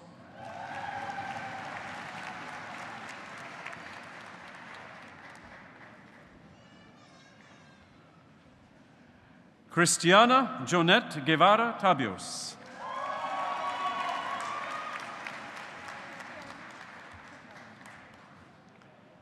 Nicole Emily McClarty Taylor.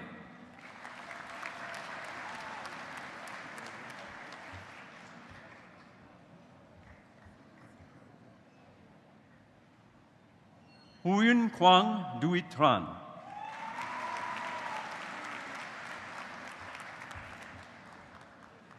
Joshua Mitchell Thomas.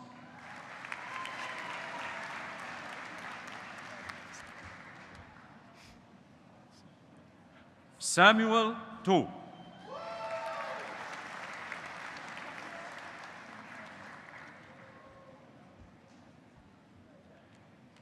Emily Tremblay.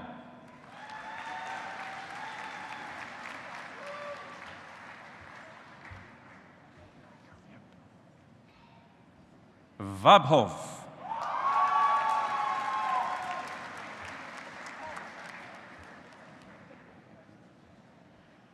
Jolie May Valencia.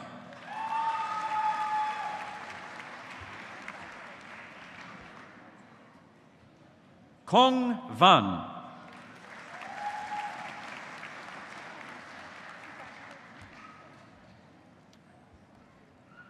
Eric Christopher Vassas.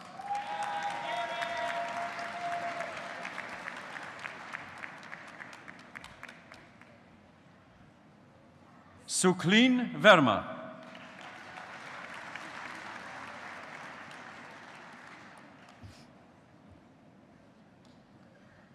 Dragana Vuksha.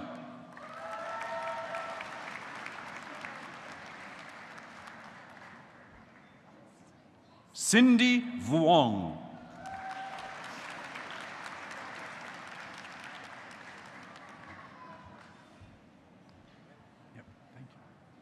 Peng Yu Wang.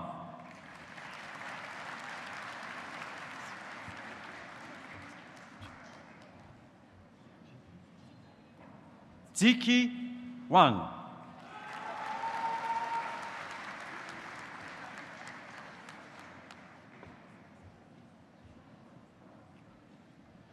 Andrea Renata Warzel.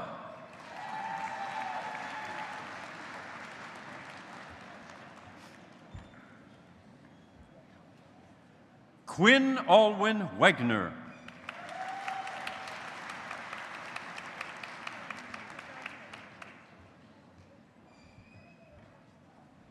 Carl Bradley Wiebe.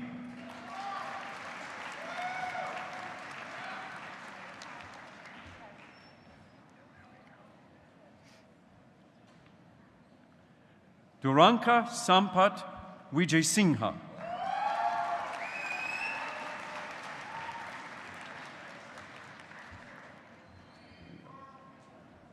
Chelsea Ray Witt.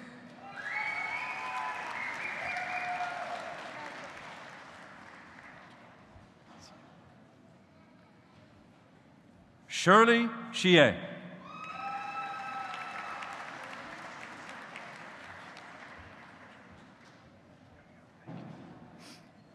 Jajin Shu.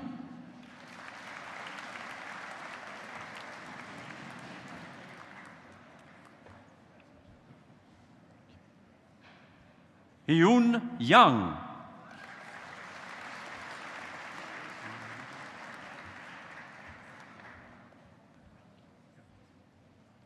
Sunghan Yun.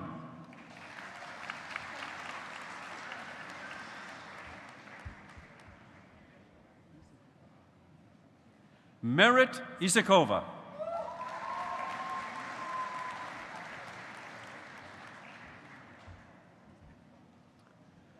Dong Yue.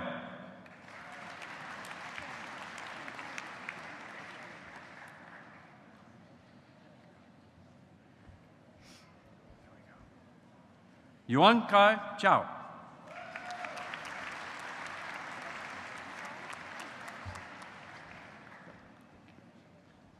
Tamidul Hasnain Zidane.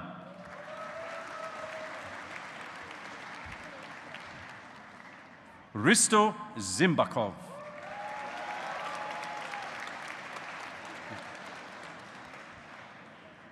And now, finally, Madam Chancellor, the candidates whom you've admitted to the degree of Bachelor of Science. The Governor General's Silver Medal winner, Gunit Kaur Upal.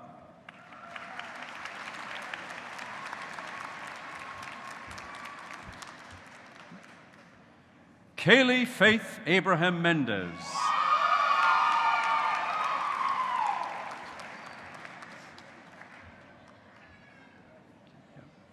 Soyan An.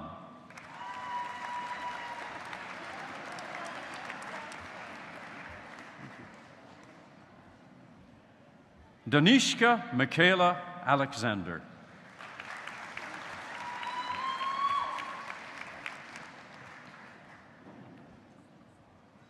Oluwabukunmi Oluwanmayowa Arilu.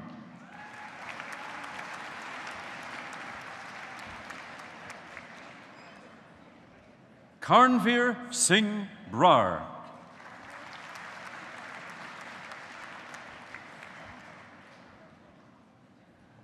Megan Celine Burmy.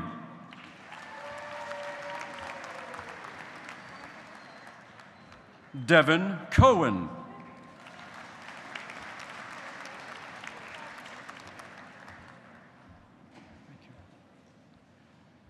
Alyssa Talavera Copones.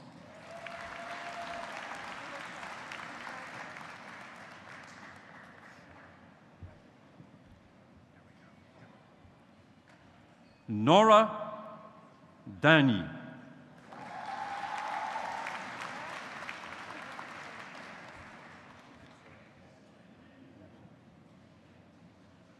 Ness Edmund Darling.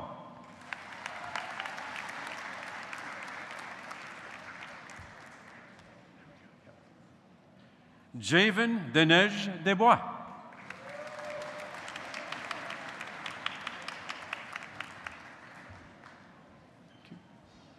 Michael Faustino.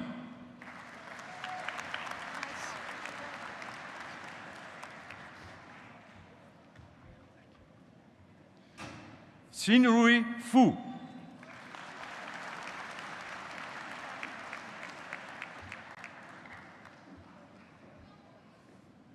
Brielle Elizabeth Funk.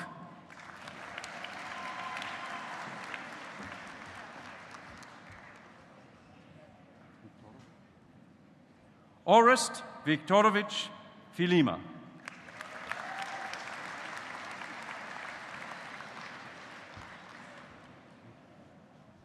Kezra Adri Janae Gerbrand.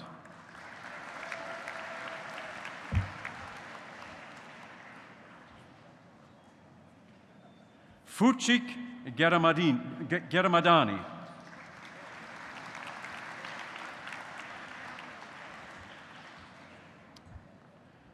Jennifer Lynn Graham.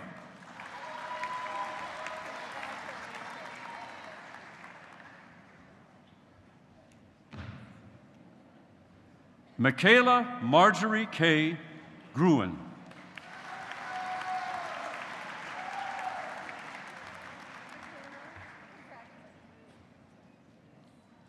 David Jacques Gannett.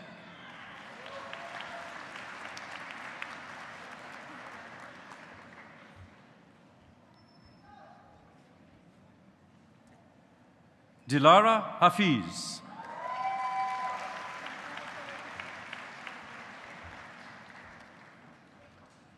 Nicholas Sebastian Wolfram Vladimir Higuera Silva.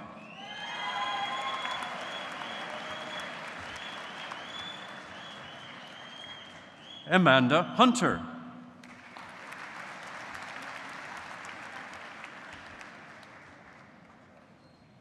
Sean Likup Ibarra.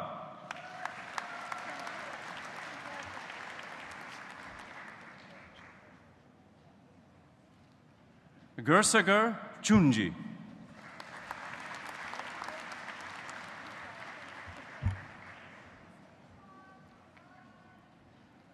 Madhya Ahmad Khan.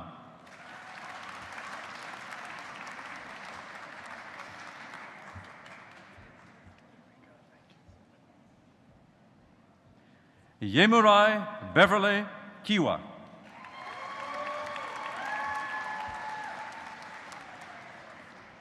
Bryce Carter Chevy Coop.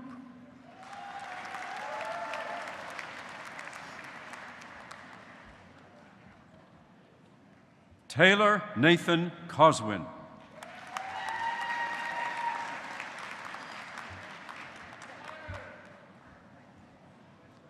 Sudarshan Kumar.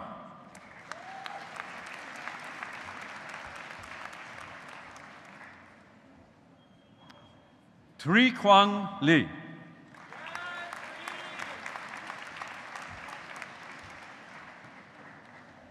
Adriana Lee Lowe's.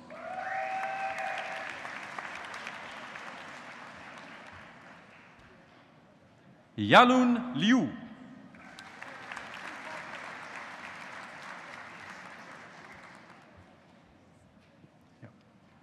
Rajin Malik.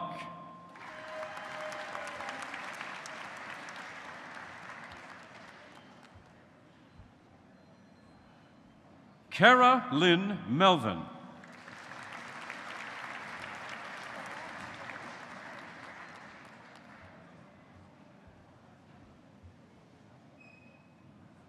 Chao Ning.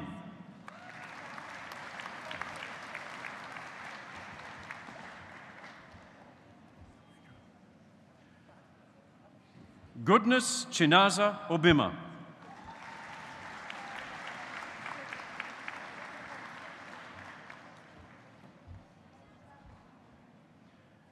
Caleb Boluwatuf Tife Otunuga.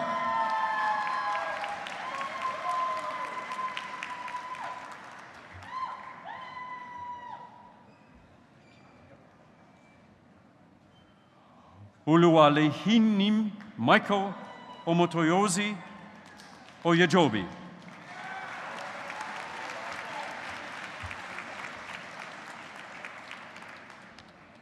Maurice Andrew William Packer.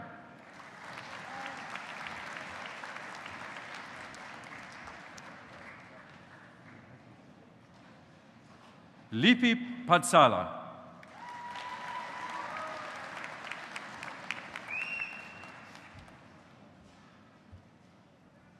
Kevin Park.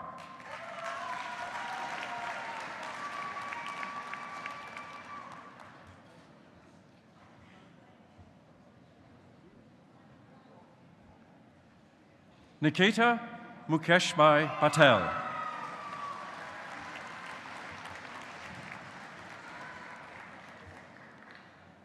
Shefali Vinodbhai Patel.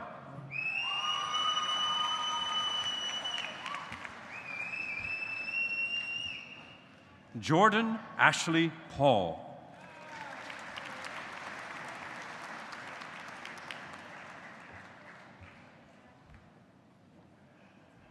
Emily Deneen Pemkowski.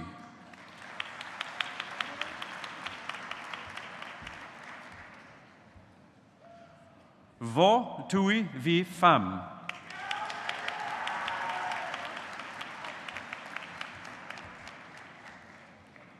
Zachary Anton Picard.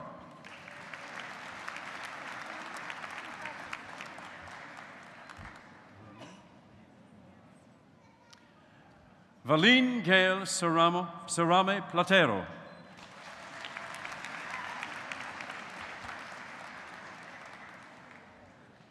Tess Roseanne Cameron Polton.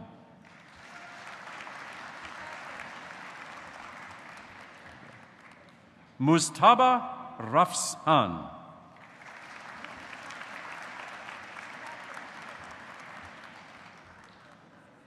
Carl Matthew Ramirez.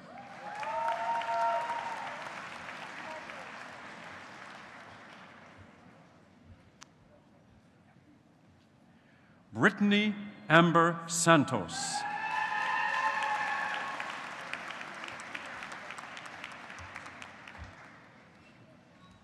Ashley Sapra.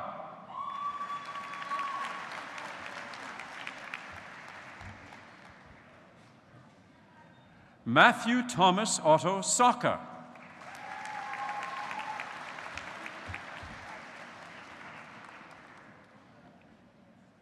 Nathaniel Mabratom Sertu.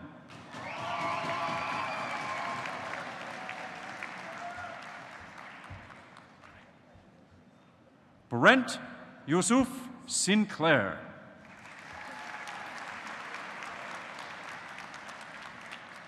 Jason Christopher Shun.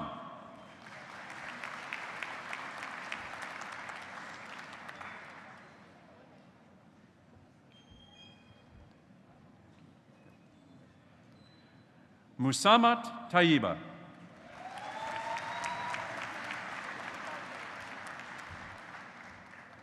Thank you. Kayleen Ann Tetro.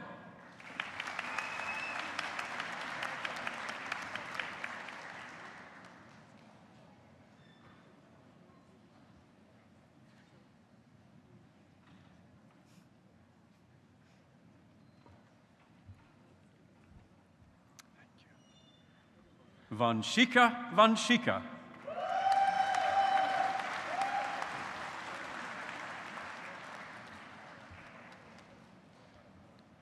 Mitchell Dean Wilson.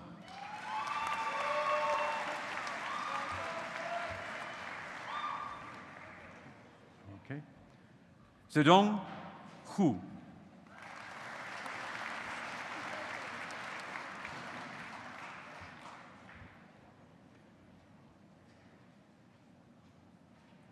Alicia Catherine Yeager.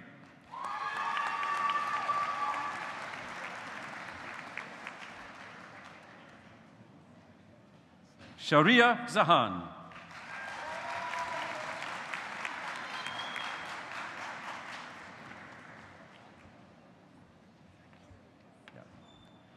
Snowflake John.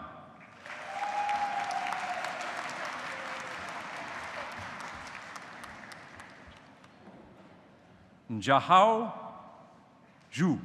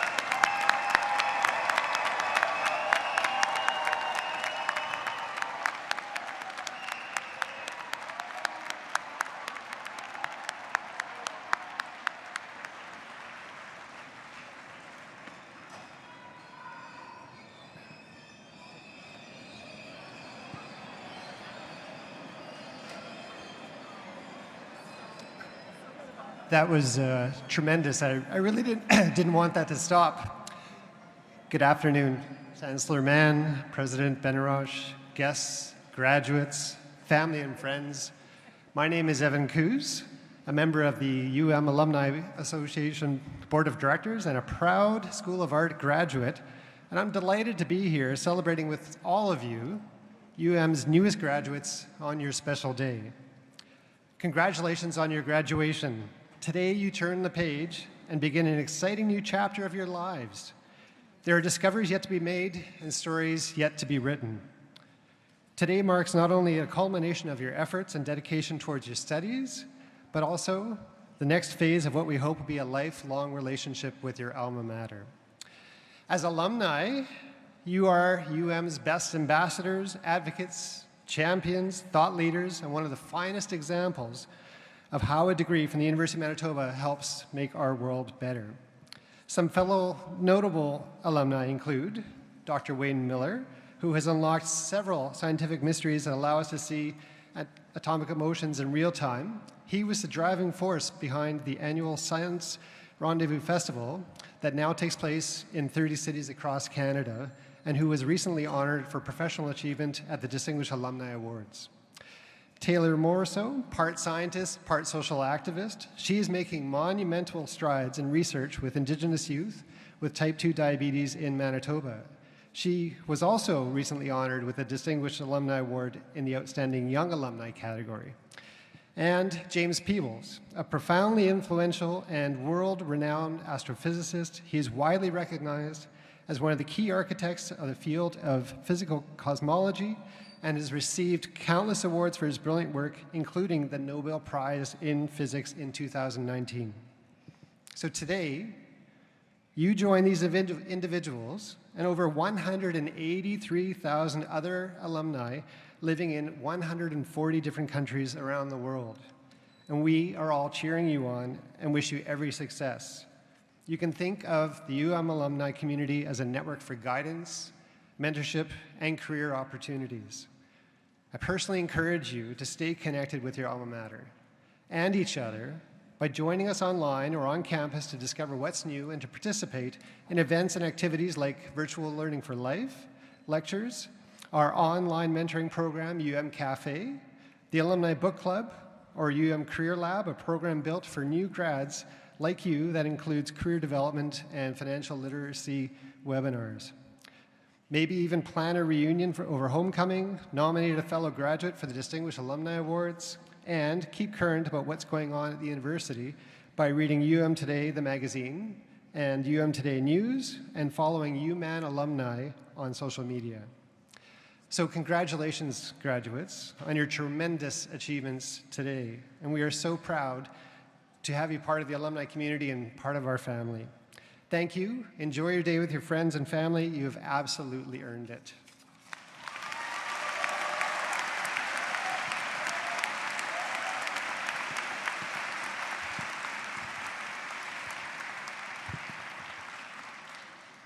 Thank you, Evan. So before we end, I just want to say the energy in here today was just so wonderful. We can feel the joy, the happiness, the coming together, the celebration of our graduates. And we have so much to celebrate and so much to be thankful for. So just a word to the graduates. I want all the graduates in a moment to just please stand. Find someone in the audience or family members, friends, professors who have profoundly helped you. And let's have the graduates show now the appreciation for everybody who is here. Please stand, graduates.